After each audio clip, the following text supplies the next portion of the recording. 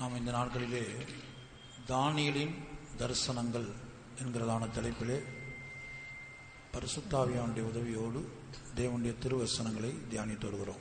These days we are meditating the holy words of God with the help of the Holy Ghost under the title The Visions of Daniel. தானியேல் 7ஆம் அதிகாரம் முதல் 3 வசனங்களை வாசிப்போம். Let's read Daniel chapter 7, the first 3 verses.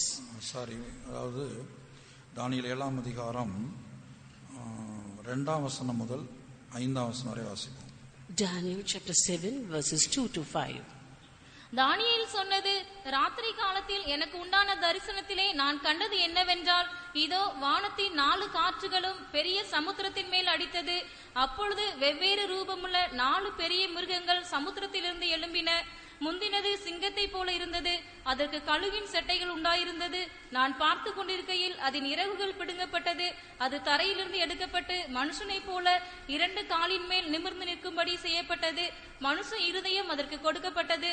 பின்பு கரடிக்கு ஒப்பாகிய வேற 2ஆம் மிருகத்தை கண்டேன். அது ஒரு பக்கமாய் சாய்ந்து நின்று தன் வாயின் பற்களுக்குள்ளே 3 விலாவெலும்புகளை கவ்விக் கொண்டிருந்தது. எலும்பி வெகு மாம்சம் தின்னென்று அதற்கு சொல்லப்பட்டது. Daniel spake and said, I saw in my vision by night, and behold, the 4 winds of the heaven strove upon the great sea, and 4 great beasts came up from the sea, diverse one from another. The first was like a lion, and had eagle's wings. I beheld till the wings thereof were plucked, and it was lifted up from the earth, and made stand upon the feet as a man, and a man's heart was given to it. And behold, another beast, a second, like to a bear, and it raised up itself on one side, and it had 3 ribs in the mouths of it, between the teeth of it, and they said thus unto it, Arise, devour much flesh. தானியேல் 7ஆம் அதிகாரம் 1ஆம் வசனம் முதல் 7ஆம் வசனம் வரை நீங்கள் கவனமாய் படித்து பார்த்தால், if you carefully read Daniel chapter 7 verses 1 to 7, தானியேல் தரிசனத்திலே 4 வித்தியாசமான மிருகங்களை அவர் காண்கிறார். Daniel in his vision saw 4 diverse beasts. இந்த மிருகங்கள் சமுத்திரத்திலிருந்து எழும்பி வந்ததாக தானியேல் காண்கிறார். Daniel saw that these beasts came up out of the sea. கர்த்தருடைய பரிசுத்த நாமத்திற்கு மகிமை உண்டாகட்டும். Glory be to God's holy name. சமுத்திரம் என்பது ஜனங்களின் திரள் கூட்டத்தை காட்டுகிறது. Sea shows a multitude of people. ஜனங்களின் திரள் கூட்டத்தின் மத்தியிலிருந்து மிருகத்தை போன்று, அதாவது சிங்கத்தை போன்று பலம் வாய்ந்த ஒரு சாம்ராஜ்யம் எழும்பி வருகிறது. Out of the multitude of the people will arise an empire which is as strong as a lion. என்னுடைய வலதுகை பக்கத்திலே முதலாவது ஒரு சார்ட்டை பார்க்கிறீர்கள். அந்த 4 மிருகங்களும் எந்தெந்த ரூபத்தில் காணப்பட்டது என்பதை இங்கே கொடுக்கப்பட்டிருக்கிறது. On the chart on the right side of mine, you can see the 4 beasts and its figures. கர்த்தருடைய பரிசுத்த நாமத்திற்கு மகிமை உண்டாகட்டும். Glory be to God's holy name. முதல் மிருகம் சிங்கமாக காணப்பட்டது. The first beast was a lion. அல்லது சிங்கத்தை போல அது காணப்பட்டது. Or it was like a lion. அப்ப அந்த சிங்கத்தை போன்று காணப்பட்ட அந்த மிருகம் பாபிலோன் சாம்ராஜ்யத்தை வெளிப்படுத்துகிறது என்று நாம் கடந்த வாரத்திலே பார்த்தோம். Last week we saw that the beast which appeared like a lion denoted the Babylonian empire. சாதாரண ராஜ்யமாய் காணப்பட்ட பாபிலோன் ஒரு பெரிய சாம்ராஜ்யமாய் எப்படி மாறினது என்பதை நாம் கடந்த வாரத்தில் பார்த்தோம். Last week we saw that how an ordinary nation Babylon was and how it turned to be a great empire. இன்றைய தினத்திலே அதை நான் சுருக்கமாய் சொல்லுகிறேன். ஏனென்றால் அநேகர் புதிதாய் வந்திருக்கிறபடினால நான் அதை சுருக்கமாய் சொல்ல விரும்புகிறேன். As there are many newcomers today, I just want to brief it up once again. எசேக்கியேல் 29ஆம் அதிகாரம் 18-19 வசனங்களை நாம் வாசிக்கும்போது, when we read Ezekiel chapter 29 verses 18 and 19, மனுபுத்திரனே, பாபிலோன் ராஜாவாகிய நேபுகாத்நேச்சார் தீருவின் முன்னே தன் சேனையினிடத்தில் கடும் ஊழியம் வாங்கினான். ஒவ்வொரு தலையும் மொட்டையாயிற்று, ஒவ்வொரு தோள்பட்டையின் தோளும் உரிந்து போயிற்று. தோன்றிற்று. ஆனாலும் அவன் தீருவுக்கு விரோதமாக செய்த ஊழியத்தினாலே அவனுக்காவது அவன் சேனைக்காவது கூலி கிடைக்கவில்லை. ஆகையால் கர்த்தராகிய ஆண்டவர் சொல்லுகிறது என்னவென்றால், இதோ நான் பாபிலோன் ராஜாவாகிய நேபுகாத் நேச்சாருக்கு எகிப்து தேசத்தை கொடுக்கிறேன். அவன் அதன் ஏராளமான ஜனத்தை சிறைப்பிடித்து அதன் ஆஸ்தியை சூறையாடி அதன் கொள்ளை பொருளை எடுத்துக் கொள்வான். இது அவனுடைய சேனைக்கு கூலியாயிருக்கும். Son of man, Nebuchadnezzar, king of Babylon, caused his army to serve a great service against Tyrus. Every head was made bald and every shoulder was peeled. Yet had he no wages nor his army for Tyrus, for the service that he had served against it.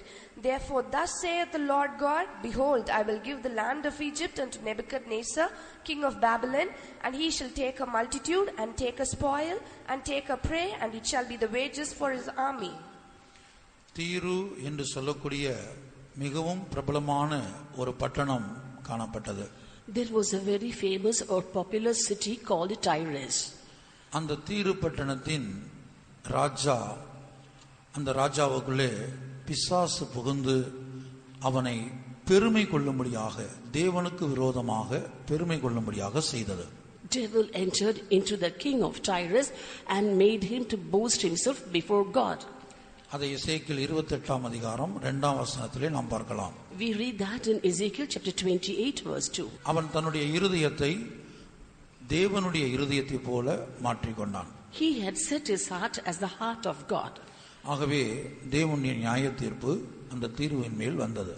Therefore the judgment of God came upon Tyrus. தனக்கு விரோதமாக பெருமை கொண்ட தீருவை இந்த Babylon ராஜாவாகிய நேபுகாத் நேச்சாரை கொண்டு தேவன் பழிவாங்கினார். God judged Tyrus using king of Babylon who lifted himself against God. தேவனுடைய மனதில் உள்ளபடி தேவனுடைய மனதை விளங்கிக் கொண்டு இந்த நேபுகாத் நேச்சார் தீருவினிடத்திலே அந்த தீருவை அவன் பழிவாங்கின போது கர்த்தர் அவனுக்கு கூலியாக எகிப்து தேசத்தை கொடுத்தார். When King Nebuchadnezzar read the mind of God and understood the mind of God and took vengeance upon Tyrus, then God gave Egypt as wages to him.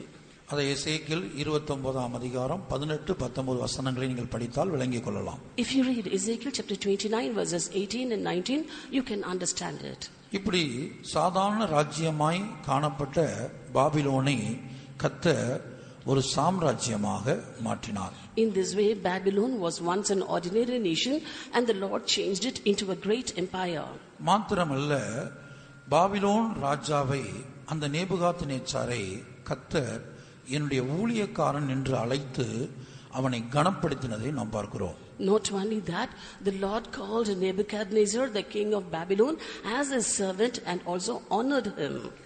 எரேமியா தீர்க்கதரிசன புத்தகம் 27 அதிகாரம் 6 வசனத்தை வாசிக்கும்போது, When we read the prophetical book of Jeremiah chapter 27 verse 6, இப்பொழுதும் நான் இந்த தேசங்களை எல்லாம் என் ஊழியக்காரனாகிய நேபுகாத் நேச்சார் என்கிற பாபிலோன் ராஜாவின் கையிலே கொடுத்தேன். அவனுக்கு ஊழியம் செய்யும்படி வெளியின் மிருக ஜீவன்களையும் கொடுத்தேன். And now have I given all these lands into the hand of Nebuchadnezzar, the king of Babylon, my servant, and the beast of the field have I given him also to serve him. இப்போது இந்த எரேமியா 27 அதிகாரத்திலே 3 வசனங்களை வாசிக்க போகிறோம். தயவு செய்து நீங்கள் எல்லாரும் கவனிக்கும்படியாக கேட்டுக்கொள்கிறேன். Now we are going to read 3 verses from Jeremiah chapter 27. I request all of you to be attentive. முதலாவதாக நாம் இப்போது வாசிக்க கேட்ட வசனத்தில், என்னுடைய ஊழியக்காரனாகிய நேபுகாத் நேச்சார் என்று கர்த்தர் அந்த பாபிலோனின் ராஜாவை என் ஊழியக்காரன் என்று அழைப்பதை நாம் பார்க்கிறோம். Now in the verse 6 that we now heard, we see that the Lord God had called Nebuchadnezzar, the king of Babylon, as his servant. கர்த்தருடைய பரிசுத்த நாமத்திற்கு மகிமை உண்டாகட்டும். Glory be to God's holy name. அடுத்து எரேமியா 27 அதிகாரம் 8 வசனம். Next, Jeremiah chapter 27 verse 8. எந்த ஜாதியாவது எந்த ராஜ்யமாவது பாபிலோன் ராஜாவாகிய நேபுகாத் நேச்சார் என்பவனை சேவியாமலும் தன் கழுத்தை பாபிலோன் ராஜாவின் நுகத்துக்கு கீழ்ப்படுத்தாமலும் போனால் அந்த ஜாதியை நான் அவன் கையாலே நிர்மூலமாக்கும் அளவும் பட்டயத்தாலும் பஞ்சத்தாலும் கொள்ளை நோயாலும் தண்டிப்பேன் என்று கர்த்தர் சொல்லுகிறார். And it shall come to pass that the nation and kingdom which will not serve the same Nebuchadnezzar, the king of Babylon, and that will not put their neck under the yoke of the king of Babylon, that nation will I punish, saith the Lord, with the sword and with the famine and with the pestilence, until I have consumed them by his hand. வேதம் ஒரு கட்டுக்கதை அல்ல. Bible is not a fable. உலக சரித்திரத்தை நாம் கவனமாய் படித்து பார்த்தால் அதிலே இதுவரை 6 சாம்ராஜ்யங்கள் தோன்றி மறைந்திருக்கிறது. If we carefully read the world history, we can find out that 6 empires have risen to power and then fallen down.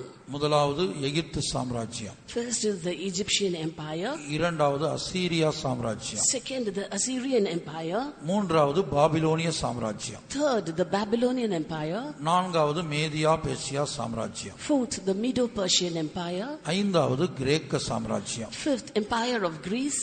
ஆறாவது ரோம சாம்ராஜ்யம். Sixth, a Roman empire. இதுவரை 6 சாம்ராஜ்யங்கள் உலக சரித்திரத்தை நீங்கள் கவனமாய் படித்தால் இந்த 6 சாம்ராஜ்யங்கள் தோன்றி வளர்ந்து பலத்து வீழ்ச்சி அடைந்ததை நாம் பார்க்கலாம். In this way, if you carefully read the world history, you can find these 6 empires have appeared, risen to power and was glorious, and again have fell down.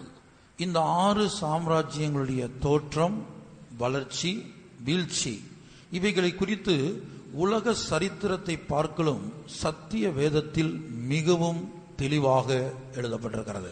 And it has been very clearly written in the Holy Scripture than in world history about the appearance, rise and fall of all these 6 empires. இந்த ஒவ்வொரு சாம்ராஜ்யத்தினுடைய தோற்றம், வளர்ச்சி, வீழ்ச்சியிலே தேவனும் தேவ ஜனங்களும் சம்பந்தப்பட்டிருக்கிறார்கள். In the emergence, rise and fall of all these empires, God and the people of God are connected. கர்த்தருடைய பரிசுத்த நாமத்திற்கு மகிமை உண்டாகட்டும். Glory be to God's holy name. அப்படித்தான் தானியேல் கண்ட தரிசனத்தில் சமுத்திரத்திலிருந்து எழும்பி வந்த அந்த முதல் மிருகம், அந்த சிங்கம் பாபிலோன் சாம்ராஜ்யத்தை காட்டுகிறது. In this way, in the first vision that Daniel saw, the beast that came out of the sea is a lion, which shows the Babylonian empire. அவர் தரிசனத்திலே கண்ட அந்த இரண்டாவது மிருகம் எதை வெளிப்படுத்துகிறது? What does the second beast that he saw in his vision denote? அந்த சிங்கத்தை போன்று காணப்பட்ட அந்த பாபிலோன் சாம்ராஜ்யம் வீழ்ச்சி அடைந்து கரடிக்கொப்பான ஒரு சாம்ராஜ்யம் அடுத்து எழும்பும் என்பதைத்தான் கர்த்தர் தானியேலுக்கு தரிசனத்தில் காண்பித்துக் கொடுத்தார். The Lord in a vision showed to Daniel that Babylonian empire, which was like a lion, will fall and pave way for the next empire, which is like a bear. அப்ப தானியேல் கண்ட தரிசனத்தில் கண்ட அந்த முதல் மிருகம் சிங்கத்தை போல் இருந்தது. அந்த சிங்கத்துக்கு கழுகுகளின் இறகுகள் காணப்பட்டது. And the first beast that Daniel saw in his vision was like a lion, which had eagle's wings. அது எதை வெளிப்படுத்துகிறது? What does that show? Babylon சாம்ராஜ்யம் மிகவும் துரிதமாக பறக்கிற ஸ்பீட்ல, பறக்கிற வேகத்துல இந்த உலகத்துல பாபிலோன் ராஜ்யம் ஒரு பெரிய சாம்ராஜ்யமாய் மாறினது. And Babylonian nation in a very fast or quick time will turn out to be a vast empire. ஆனாலும் தானியேல் கண்ட தரிசனத்திலே அந்த கழுகை போன்ற இறகுகள் பிடுங்கப்பட்டதாக நாம் பார்க்கிறோம். But in the vision to Daniel, he saw that the eagle's wings were plucked off. அதனுடைய ஆவிக்குரிய அர்த்தம் என்ன? What is the spiritual significance?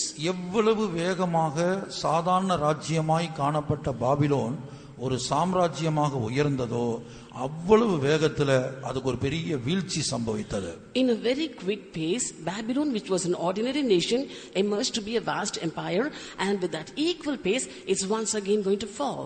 இந்த பாபிலோன் சாம்ராஜ்யத்தினுடைய தோற்றம், வளர்ச்சி, வீழ்ச்சியின் மூலமாக கர்த்தர் தேவ ஜனங்களாகிய நம்மோடு பேச விரும்புகிறார்.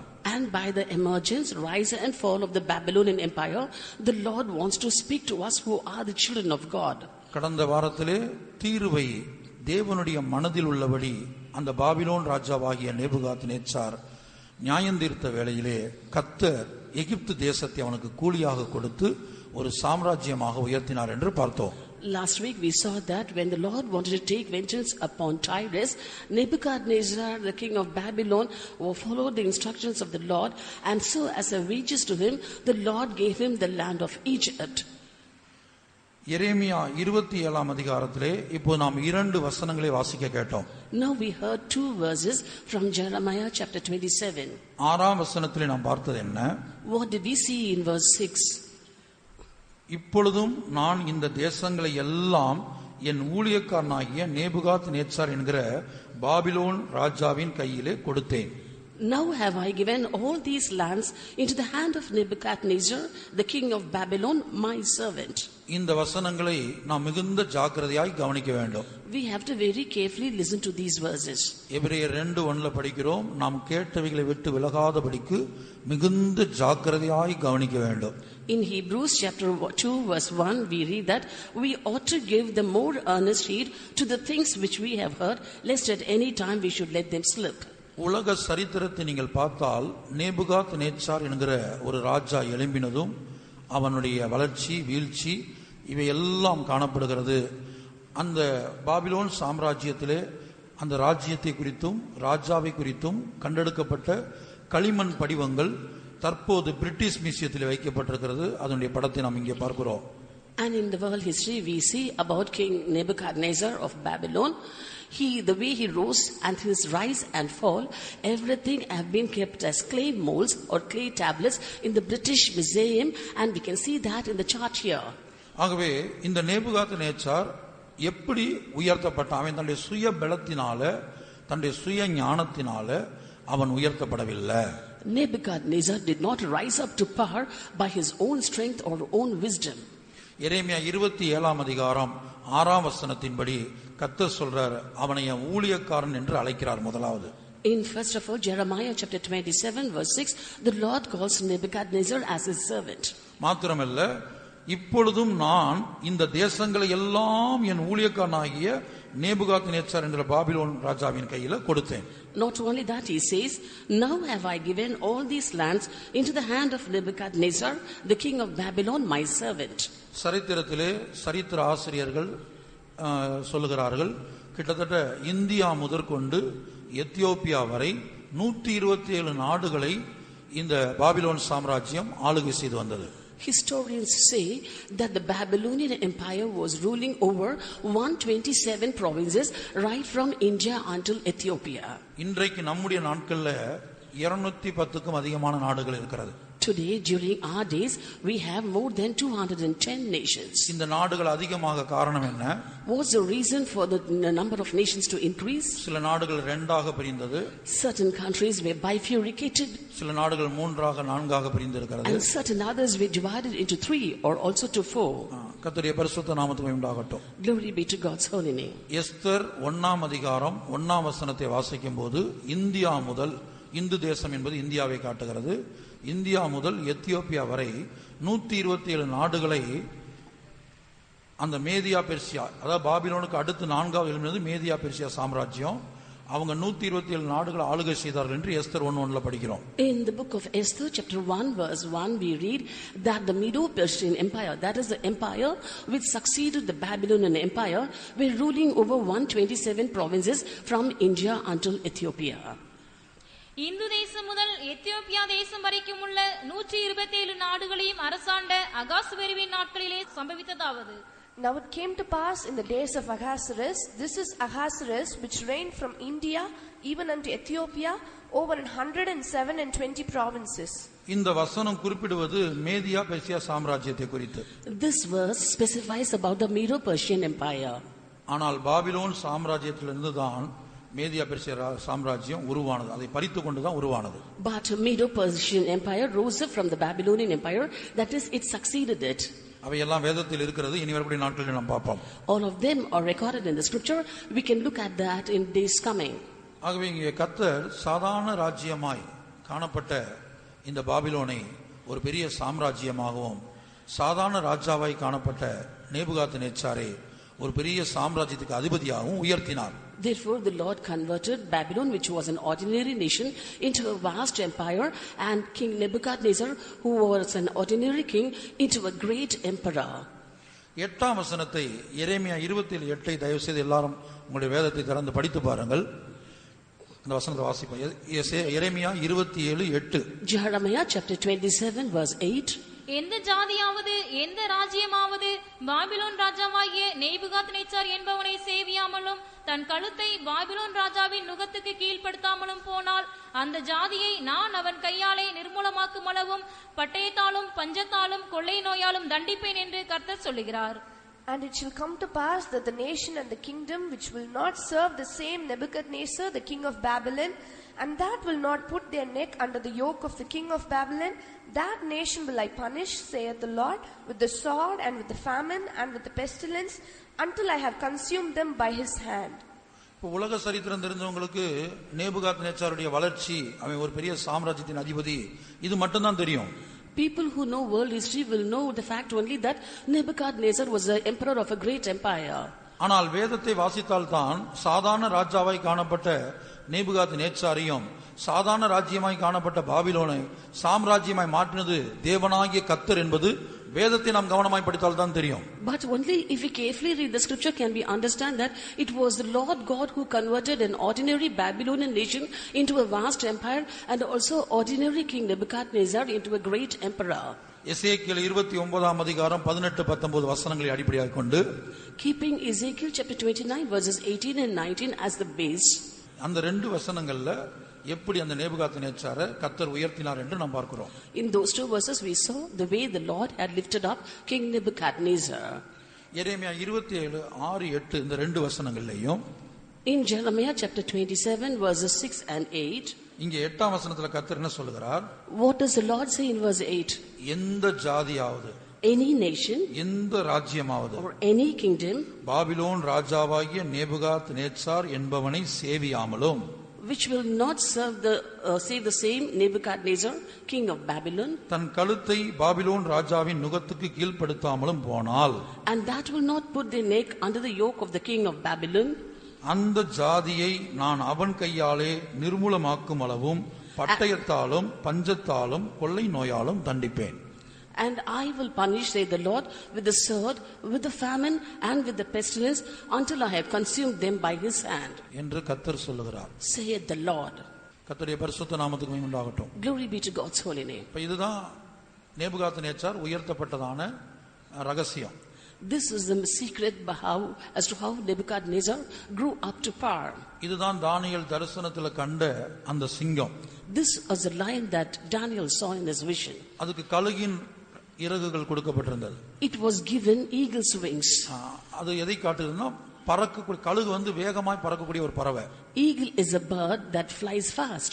அந்த அளவுக்கு இந்த பாபிலோன் ராஜ்யம் சாம்ராஜ்யமாக இந்த முழு உலகத்திலும் பயங்கர வேகத்தோடு அது ஆட்சிக்கு வந்தது.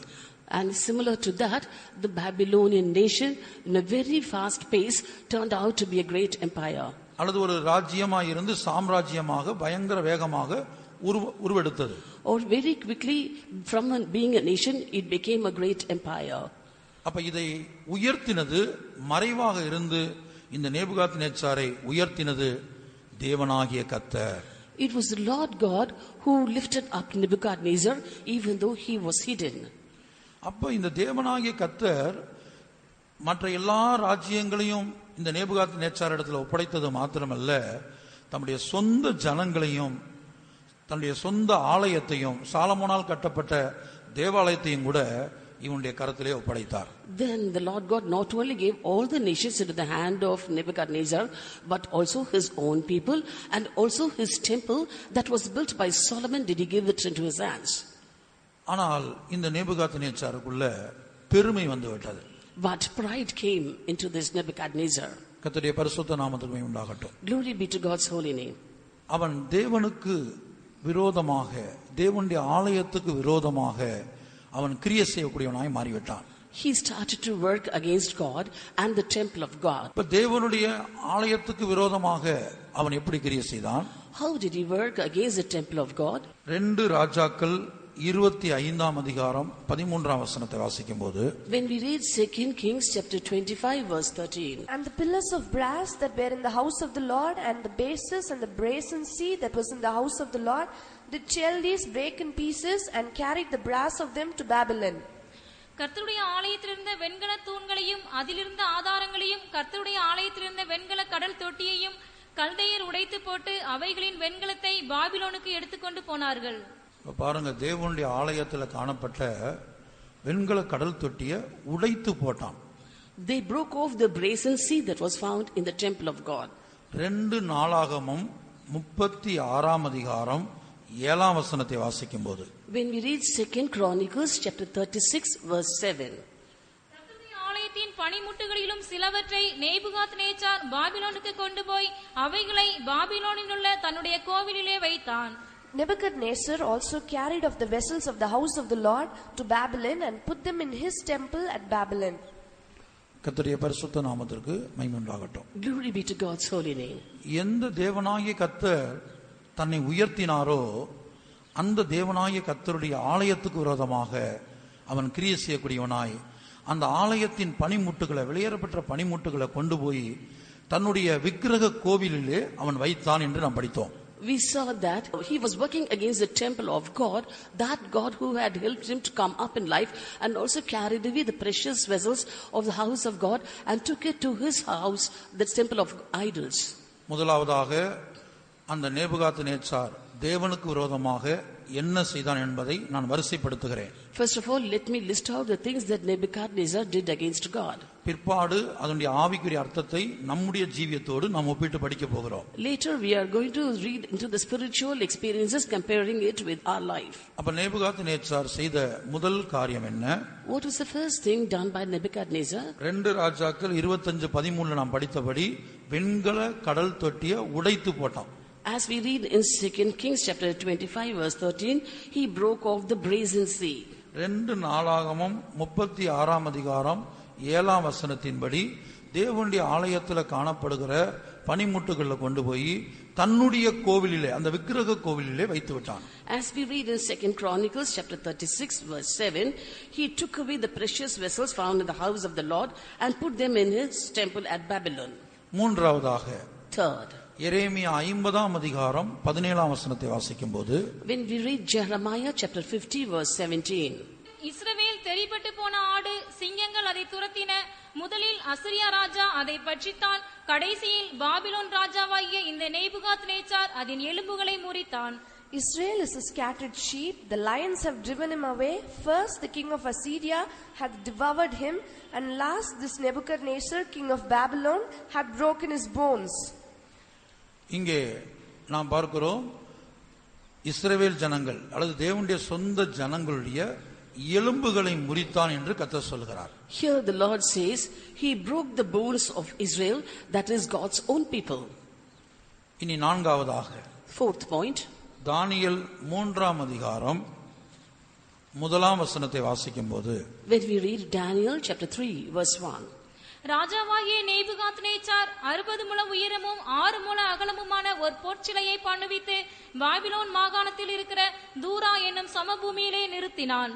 Nebuchadnezzar the king made an image of gold whose height was 60 cubits and the breadth thereof 6 cubits.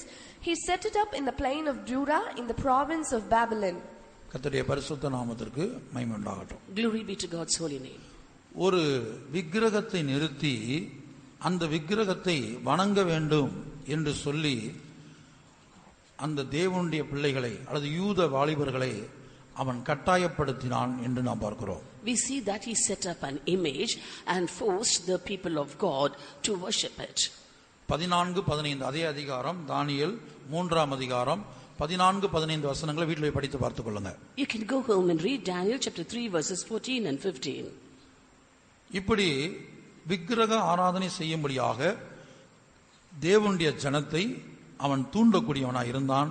விக்கிரக ஆராதனை செய்ய மறுத்த அந்த 3 வாலிபர்களை, சாத்ராக், மேசாக், ஆபேத்நேகோ என்கிற அந்த 3 வாலிபர்களை 7 மடங்கு சூடாக்கப்பட்ட அக்னிக்குள்ளே தூக்கி வீசினான்.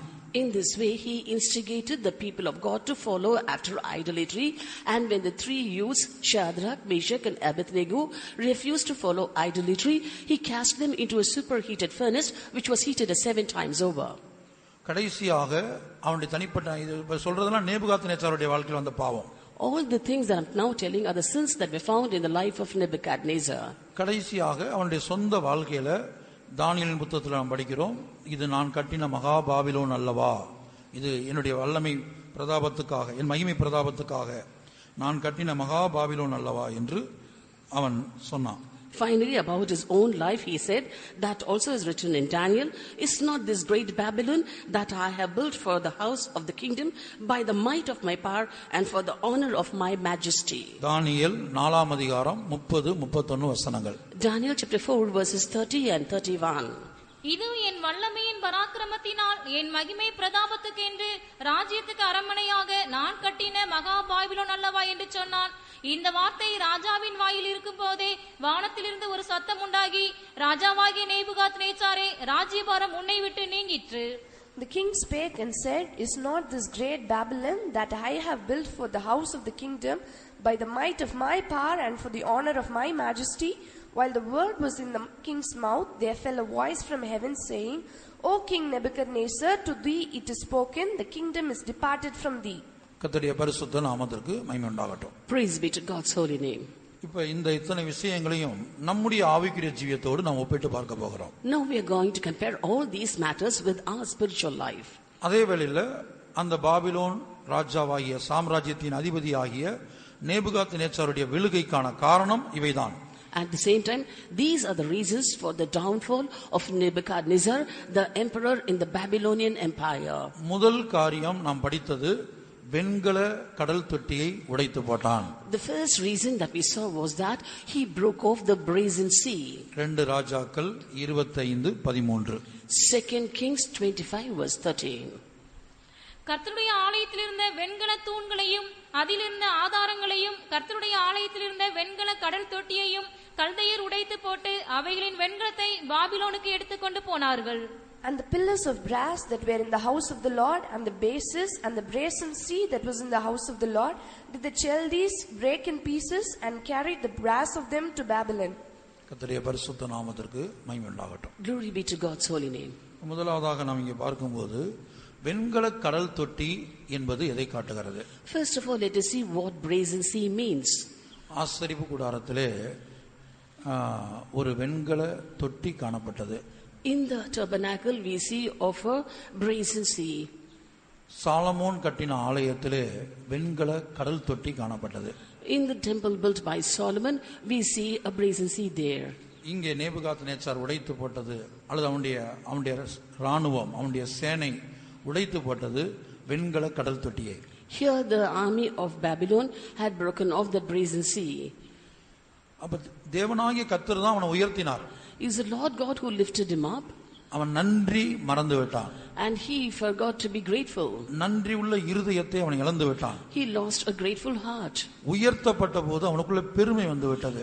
When he was lifted up, pride crept in. ஒரு விதத்தில் நாம் வேதத்தை படிக்கும்போது கர்த்தர் தான் இந்த ஆலயத்தை தேவ ஜனங்களுக்குள்ள பாவம் வந்தபோது கர்த்தர் தான் இந்த ஆலயத்தையும் தம்முடைய ஜனத்தையும் நேபுகாத்நேச்சார் இடத்துல ஒப்படைத்தார்.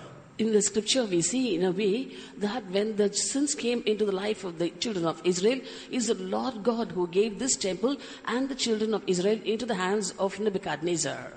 கர்த்தருடைய பரிசுத்த நாமத்திற்கு மகிமை உண்டாகட்டும். Glory be to God's holy name. Ezra 5ஆம் அதிகாரம் 12ஆம் வசனம். Ezra chapter 5 verse 12. எங்கள் பிதாக்கள் பரலோகத்தின் தேவனுக்கு கோபமூட்டினபடியினால் அவர் இவர்களை பாபிலோன் ராஜாவாகிய நேபுகாத்நேச்சார் என்னும் கல்தேயன் கையில் ஒப்பு கொடுத்தார். அவன் இந்த ஆலயத்தை நிர்மூலமாக்கி ஜனத்தை பாபிலோனுக்கு கொண்டு போனான். But after that our fathers had provoked the God of heaven unto wrath. He gave them into the hand of Nebuchadnezzar, the king of Babylon, the Chaldean, who destroyed this house and carried the people away into Babylon. தேவ ஜனங்கள், தேவனுடைய சொந்த ஜனங்கள் அவங்களுடைய வாழ்க்கையில பாவம் வந்தபோது கர்த்தர் தம்முடைய சொந்த ஜனத்தையும் அந்த ஆலயத்தையும் நேபுகாத்நேச்சார் கையில் ஒப்பு கொடுத்தார் என்று நாம் இங்கே பார்க்கிறோம். When sins came into the life of God's own people, God gave his temple and also his own people into the hand of Nebuchadnezzar. Thus do we read here. ஆனா இந்த நேபுகாத்நேச்சார் என்ன செய்தான்? But what did this Nebuchadnezzar do? அந்த தேவனுடைய ஆலயத்தை அவன் சுட்டரித்தது மாத்திரமல்ல, வெண்கல கடல் தொட்டியை உடைத்து போட்டது மாத்திரமல்ல, விலையேறப்பெற்ற பனிமுட்டுகளை கொண்டு போய் தன்னுடைய விக்கிரக கோவிலுக்குள்ள கொண்டு வைத்து விட்டான். Not only did he burn out the temple of God, or not only did he break off the brazen sea, but he also took the precious vessels out of the temple of God and took it to his temple in Babylon. நம் ஒவ்வொருத்தருடைய ஜீவியத்திலும் சாதாரண நிலவரத்தில் இருந்த நம்மை ஆண்டவர் பல்வேறு சந்தர்ப்பங்கள்ல ஆசீர்வதித்து உயர்த்துகிறார். Most of us, we were in a low estate, but the Lord God had blessed us and elevated us. நம் ஒவ்வொருத்தருடைய ஜீவியத்தை நாம் திரும்பி பார்ப்போமானால், If we turn back and look at our lives, மரணத்துக்கு ஏதுவாக நாம் மரித்து போக வேண்டிய எத்தனையோ போராட்டங்கள், ஆபத்துகள், விபத்துகள், வியாதிகள் நமக்கு வந்ததுண்டு. there were so many trials or temptations, accidents, dangers and problems that had brought us very nigh unto death. சாதாரண நிலவரத்திலே காணப்பட்டவர்களை ஆண்டவர் ஆசீர்வதித்து உயர்த்துகிறார். இந்த உலக பிரகாரமாகவும் உயர்த்தி வைத்திருக்கிறார். And we had been in a very ordinary state, but the Lord blessed us, and in this world materially he has kept us in a very high position. தேவனால் ஆசீர்வதிக்கப்பட்டு உயர்த்தப்பட்ட நாம் ஒருபோதும் நன்றி மறந்து போகக்கூடாது. We have been blessed by the Lord and have been lifted up. Never ever should we be ungrateful. நன்றியுள்ள இருதயத்தை நாம் ஒருபோதும் இழந்து போகக்கூடாது. Never should we lose that grateful heart. ஒரு மெய்யான கிறிஸ்தவன் எப்போதும் நன்றியுள்ள இருதயத்தோடு காணப்பட வேண்டும். A true Christian should always be found with a grateful heart. அப்ப நீங்க ஒருவேளை யோசிக்கலாம், You might think, நன்றியுள்ள இருதயம் உண்டாகிறதுக்கு கர்த்தர் எனக்கு என்ன தந்தார்? what has the Lord given me so that I should have a grateful heart? இப்ப சில குடும்பங்கள் வறுமையிலும் தரித்திரத்திலும் பிள்ளைகளுக்கு சரியான வேலை இல்லாமல், போதுமான வருமானம் இல்லாமல், உலக பிரகாரமாக ஒரு பெரிய ஆசீர்வாதம் இல்லாமல் ஒருவேளை இங்கே இருக்கலாம். Certain families here might be in poverty or penury, or the children might not be blessed or might not be successful, or they might not be able to meet both the ends meet in life. உலக பிரகாரமாக ஆசீர்வதிக்கப்பட்ட மனிதர்களோடு உங்களை ஒப்பிட்டு பார்த்து, அல்லது சபையில் ஆசீர்வதிக்கப்பட்ட விசுவாசிகளோடு உங்களை ஒப்பிட்டு பார்த்து, அவர்களைப் போல ஒன்னும் ஆண்டவர் எங்களை ஆசீர்வதிக்கலையே என்று நீங்கள் துக்கத்தில் இருக்கலாம். Comparing yourselves with the blessed ones in this world or the blessed ones in this church, you might be in grief saying, I have not been blessed as those. எதற்காக நமக்கு நன்றியுள்ள இருதயம் தேவை என்பதை நான் சொல்லுகிறேன். I'm telling you as to the reasons why we should have a grateful heart. ஒரு தேவனுடைய பக்தன் இருந்தான். A man of God was there. இது ஒரு நடந்த சம்பவம். This was a true incident. அவன் எந்த ஒரு காரியனாலும் ஜெபித்து ஆண்டவர்ட்ட கேட்பான். And whatever was his need, he used to pray for that and receive it from him. ஏன்னா விசுவாசத்தினால ஆண்டவர்ட்ட கேட்டு வாங்குறது அவனுடைய பழக்கமா இருந்தது. For he had the practice of receiving everything by faith from God. ஒரு நாள் இவனுடைய செருப்பு காணாமல் போய்விட்டது. Once he lost his footwear. அப்ப அதிலிருந்து அவன் ஜெபித்து கொண்டிருந்தான். And from that day onwards he started praying. ஆண்டவரே எனக்கு செருப்பு வாங்கி தாங்கன்னு கேட்டுட்டு இருந்தான். He was pestering the Lord to give him a pair of footwear. சில மாதங்கள் ஆனது. Certain months rolled by. Daily ஜெபிக்கிறான செருப்பு கிடைக்கவே இல்லை. Daily he prayed for footwear, but he didn't receive it. ஒரு முறை ஆலயத்துக்கு போகும்போது, once when he was going to the church, இவனுடைய கால்ல ஒரு கண்ணாடி துண்டு குத்திருச்சு. a shard pierced his leg. பயங்கரமான ஒரு வேதனை. He was in terrible pain. கிழிச்சிருச்சு நல்லா. It tore his leg. ரத்தம் வெளியேறி கொண்டிருக்கிறது. Blood was coming out. அப்போது வேதனையில துடித்துக் கொண்டிருக்கும்போது, while he was suffering with pain, அவன் ஆண்டவரை பார்த்து இப்படி சொன்னான். he said unto the Lord, ஆண்டவரே எத்தனையோ முறை செருப்புக்காக நான் ஜெபம் பண்ணேன். Lord, so many times I have prayed for this footwear. ஒருவேளை உலகத்து மனிதனிடத்துல போய் வாயை திறந்து எனக்கு செருப்பு வேணும்னு கேட்டிருந்தால் உடனே வாங்கி கொடுத்திருப்பான். Had I gone to someone in this world and asked them to get me a pair of slippers, they would have immediately obliged. நான் விசுவாசத்துல வாங்கணுங்கிறதுக்காக தான், தேவ சமூகத்துல ஜெபிச்சு வாங்கணுங்கிறதுக்காக தான் இத்தனை மாதம் காத்திருக்கிறேன். And I wanted to get it by faith, by prayer. That's the reason why I waited so long. இப்போதும் கூட உம்மை ஆராதிக்கும்படியாக தான் போய் கொண்டிருக்கிறேன். Right now also I am going there to serve or worship you. இதோ கண்ணாடி குத்தி விட்டது. Behold, a glass piece has torn my leg. அப்ப செருப்பு கூட, ஒரு செருப்பு கேட்டு இத்தனை மாதம் ஆகுது கொடுக்கலையே, இவரெல்லாம் ஒரு தெய்வமா என்கிற எண்ணம் அவனுக்குள்ள வந்து விட்டது. A thought came into him saying, so many months I have been asking him for a footwear, he is not able to give. Is he a God? தேவன் இருக்கிறாரா? Is there a God? அவர் பதில் கொடுக்கிறவரா? Is he able to answer? இப்படிப்பட்ட கேள்வி அவனுக்குள்ள வந்தது. Such questions propped up. அந்த கேள்வி வந்த உடனேயே, as soon as the question came with ஒரு him, சத்தம் கேட்டது. he was able to hear a voice. ஐயா என்கிற ஒரு சத்தம். A voice called master or sir. சத்தம் அந்த பக்கம் திரும்பி பார்த்தான். He turned towards the direction of that voice. அப்ப ரெண்டு காலம் இல்லாமல் ஒரு மனிதன் கம்ப அப்படி ஊண்டி கொண்டு இவனிடத்துல பிச்சை கேட்டு கொண்டிருக்கிறான். A man who was a paraplegic, he was coming with crutches and asking alms to him. அப்ப கர்த்தர் இவனோடு பேச ஆரம்பித்தார். Then the Lord God started to speak to him. உனக்கு நல்ல கரங்களை கொடுத்திருக்கிறேன், I have given you good hands, நல்ல கால்களை கொடுத்திருக்கிறேன், I have given you good legs, ஆரோக்கியமுள்ள சரீரத்தை கொடுத்திருக்கிறேன். I have given you a healthy body. உன் காலுக்கு செருப்பு இல்லைங்கிறதுக்காக நீரெல்லாம் தெய்வமா கேட்டு கொடுக்கலையே என்று துக்கத்துல நீ கேட்கிற. And because you were not given footwear, you came and asked me, Arya, God, out of grief. இதோ இந்த மனிதனை பார், Behold, look at that man. செருப்பு போடுவதற்கு கால்களே இல்ல. He hasn't got legs to wear that footwear. உனக்கு பிரச்சனை செருப்பு தான் இல்ல. For you, problem for you is you don't have footwear. கால்கள் நல்ல கால்கள் இருக்குது. You've got very good legs. ஆனா இவனுக்கு இந்த மனிதனுக்கு செருப்பு போட கால்களே இல்ல. But this man doesn't have legs to wear the footwear. இது போல எத்தனை மனிதர்கள் இந்த உலகத்தில் இருக்கிறார்கள் என்று தெரியுமா உனக்குன்னு கேட்டார் ஆண்டவர். Do you know how many people of such sort are there in this world? அவனுடைய இருதயம் உடைந்தது. His heart was broken. தன்னுடைய தவறை அவன் உணர்ந்தான். He understood his mistake. அப்ப என்றைக்கும் கூட அவன் யோசிக்கிறான், ஒரு நாள் கூட ஆண்டவர் கொடுத்த நல்ல இந்த சரீரத்துக்காக நல்ல கரங்களை கொடுத்திருக்கார், நல்ல கண்களை கொடுத்திருக்கிறார், நல்ல மூளையை கொடுத்திருக்கிறார். எத்தனையோ பேர் பைத்தியமா சுத்திட்டு இருக்கிறாங்க. இதெல்லாம் யோசித்து பார்த்து தேவன் கொடுத்த இந்த நல்ல சரீரத்துக்காக அவரை மகிமைப்படுத்தவே இல்லையே என்று அவனுடைய இருதயம் உடைந்தது. His heart broke within, for he thought, the Lord has given me a very healthy body, given me good hands, given me good legs, and I'm sane in this world when there are so many insane people who are moving around the world, and I have not been grateful to God. அப்ப கர்த்தர் அவனிடத்திலே சொன்னார், Then the Lord said unto him, உன்னுடைய ஜீவியத்திலே இல்லாத காரியத்துக்காக நீ கேள்வி கேட்பதை நிறுத்திவிட்டு, stopping asking questions for things that are not found in your life, உன் வாழ்க்கையில நான் கொடுத்த காரியத்துக்காக நீ நன்றி செலுத்த ஆரம்பிக்க வேண்டும். you have to start praising me for the things that I have given you in your life. இப்ப இந்த வார்த்தைகளை கேட்கிற உங்கள பலருக்கும் கூட பல பிரச்சனைகள் இருக்கலாம். People who are listening to these words, you also might be having many problems. வருடக்கணக்கா தீராத எத்தனையோ பிரச்சனைகள் உங்களுடைய குடும்பத்தில் இருக்கலாம். You might have many problems unsolved in your families for years together. எத்தனையோ போராட்டங்கள் வழியாய் சோதனைகள் வழியாக உங்களுடைய குடும்பம் போய் கொண்டிருக்கலாம். Your family might be going through so many trials and temptations. நீங்கள் தேவனுக்கு நன்றி செலுத்த மனமில்லாமல் நன்றி ஏன் செலுத்த வேண்டும் என்கிற கேள்வியோடு இங்கே இருக்கலாம். And without a heart to thank the Lord, or with a heart asking, why should I thank the Lord, you might be seated here. நாம் ஆண்டவரிடத்தில் எத்தனையோ காரியங்களை கேட்டிருக்கிறோம். We have asked so many things from the Lord. ஜெபத்தில் அனுதினமும் கேட்கிறோம். Every day we are asking those in our prayers. ஆனால் தேவன் எத்தனையோ காரியங்களுக்கு பதிலே கொடுப்பதில்லை. But God does not give an answer for so many things. Pastor T U. Thomas அவர்கள், சீஃப் பாஸ்டராய் காணப்பட்ட பாஸ்டர் டி.யு. தாமஸ் அவர்கள் ஒரு முறை குன்னூர் சென்ட்ரல் கவுன்சில் அப்படி சொன்னார்.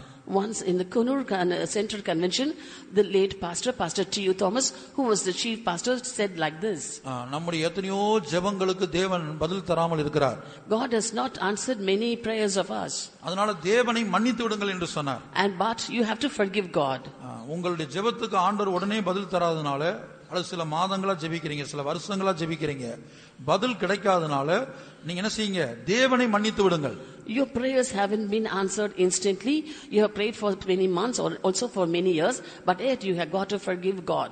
ஆனா நீங்க பரலோகத்துக்கு போகும்போதுதான், But when you go to heaven, தேவன் ஏன் உங்களுக்கு அந்த காரியத்துக்கு பதில் தரல, பதில் தர தாமதமானது என்பது அப்பதான் நீங்க விளங்கிக் கொள்வீங்க. and there you will be able to understand the reason why God had denied certain things and delayed in certain things. நீங்க கேட்ட காரியம் உடனே கிடைக்காமல் தாமதமானதுக்கு காரணம் உங்களுடைய நன்மைக்காகத்தான் என்பதை நீங்கள் அங்கு போன பிற்பாடு விளங்கிக் கொள்வீர்கள். Only after you go there you will understand the reason why God had denied or delayed giving answers, that is for your good. அப்போது உங்களுடைய உள்ளம் நன்றினால் நிரப்பப்படும். Then your heart will be filled with gratitude. கர்த்தருடைய பரிசுத்த நாமத்துக்கு மகிமை உண்டாகட்டும். Glory be to God's holy name. அதுபோல தேவன் நம்முடைய ஜீவியத்தில் தராத காரியத்துக்காக, கிடைக்காத காரியத்துக்காக நாம் துக்கப்பட்டு கொண்டு இருப்பதை பார்க்கலாம். தேவன் கொடுத்த காரியத்துக்காக நாம் நன்றினால் நிரம்பி அவரை துதிக்க வேண்டும். Instead of grieving for the things that the Lord has not given in our lives, we must be filled with gratitude and praise the Lord for the things that is bestowed upon us. நீங்க இந்த மதுரை சிட்டிக்குள்ள ஒவ்வொரு ஹாஸ்பிடலுக்குள்ளேயும் ஏறி இறங்கி வாங்க. In the city of Madurai there are many hospitals. Just go around those hospitals. ஒவ்வொரு ஏரியாவிலும் பெரிய பெரிய ஹாஸ்பிடல்ஸ் இருக்குது. In all the areas here you've got great and big hospitals. நீங்க தேவன் உங்க மேல வைத்திருக்கிற அன்பை விளங்கிக் கொள்ள வேண்டுமானால், தேவனுக்கு ஏன் நன்றி செலுத்த வேண்டும் அதை நீங்க கற்றுக்கொள்ள வேண்டுமானா, ஒவ்வொரு ஹாஸ்பிட்டல்லையும் ஏறி ஒவ்வொரு ரூமா போய் ஒவ்வொரு வியாதியஸ்தனை பார்த்து அவனுடைய வியாதி என்ன விசாரித்து பார்த்துட்டு வாங்க. If you want to know how the Lord loves you, or if you want to know the reason why you have to praise the Lord, just enter into every hospital, into every room and beside every bed, and just inquire the patients there of their sickness and the problems they are encountering. ஆனால் இரக்கமுள்ள தேவன், கிருபையுள்ள தேவன், நம் ஒவ்வொருவரையும் அனுதினமும் பாதுகாத்து வருகிறார். But the compassionate God, the merciful God is taking care of us and preserving us every day. அப்ப நாம் என்ன செய்ய வேண்டும்? What should we do? இந்த நேபுகாத்நேச்சாரை போல நன்றி மறந்து போக கூடாது. We should not forget to thank the Lord like Nebuchadnezzar. நன்றி உள்ள இருதயத்தை இழந்து போக கூடாது. We should not lose that grateful heart. அப்ப நேபுகாத்நேச்சார் செய்த முதல் காரியம் என்ன? What was the first thing done by Nebuchadnezzar? வெண்கல கடல் தொட்டியை உடைத்தான். He broke the brazen sea. அப்ப நம்முடைய வாழ்க்கையில அந்த வெண்கல கடல் தொட்டி எதை காட்டுகிறது? What does that brazen sea show in our life? சாலமோனுடைய ஆலயத்தில் காணப்பட்ட வெண்கல கடல் தொட்டி ஞானஸ்தான சத்தியத்துக்கு அடையாளமாக இருக்கிறது. The laver of brass found in the temple of Solomon is a shadow unto the doctrine of baptism. ஆசரிப்பு கூடாரத்தில் காணப்பட்ட அந்த வெண்கல தொட்டியும் ஞானஸ்தான சத்தியத்துக்கு அடையாளமாக இருக்கிறது. And also the brazen seed found in the tabernacle is a shadow unto the doctrine of baptism. அப்ப ஞானஸ்தானம் இங்க நம்மள பலரும் இங்க இருக்கிற 90% பேர் ஞானஸ்தானம் எடுத்தவங்க. 90% of the people who have assembled here have taken baptism.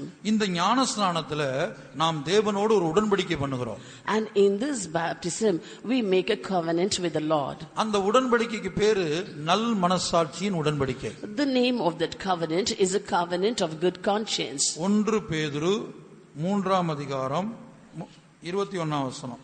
1 Peter chapter 3 verse 21.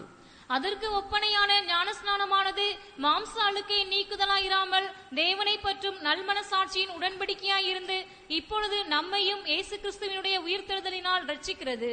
The like figure whereunto even baptism doth also now save us, not the putting away of the filth of the flesh, but the answer of a good conscience towards God by the resurrection of Jesus Christ. அப்ப ஞானஸ்தானம் வந்துதான் அந்த வெண்கல கடல் தொட்டிங்கிறது ஞானஸ்தான கிருபையின் காலத்துல இப்ப நம்முடைய நாட்கள்ல அது ஞானஸ்தான சத்தியத்தை வெளிப்படுத்துகிறது. That brazen sea denotes the doctrine of baptism during our days, that is the dispensation of grace. இப்ப ஞானஸ்தானத்துல நம்ம தேவனோடு ஒரு உடன்படிக்கை பண்ணியிருக்கிறோம். Therefore during baptism we have made a covenant with God. கர்த்தருடைய பரிசுத்த நாமத்துக்கு மகிமை உண்டாகட்டும். Glory be to God's holy name. அப்ப இந்த ஞானஸ்தான உடன்படிக்கையை நம்ம உடைத்து போடக்கூடாது. We should not break the covenant we have made during baptism. இப்ப ஞானஸ்தானத்துல நம்ம பண்ண உடன்படிக்கை என்ன? What is the covenant we made during baptism? ரோமர் 6 அதிகாரத்துல வாசிக்கும் போது நம்ம ஒரு ஞானஸ்தானத்துல ஒரு அடக்க ஆராதனைக்கு ஒப்பு கொடுக்கிறோம். According to Romans chapter 6, we commit ourselves to a burial by baptism. அதோட நோக்கம் என்ன? What is the aim? ஞானஸ்தானம் என்ன நோக்கத்துக்காக நம்ம எடுக்கிறோம்? For what purpose are we taking baptism? நமக்குள்ள ஒரு பாவ சரீரம் காணப்படுகிறது. There is a body of sin in us. ஒரு பழைய மனுஷன் இருக்கிறான். An old man is there. எல்லாருக்குள்ளயும் அது இருக்கிறான்.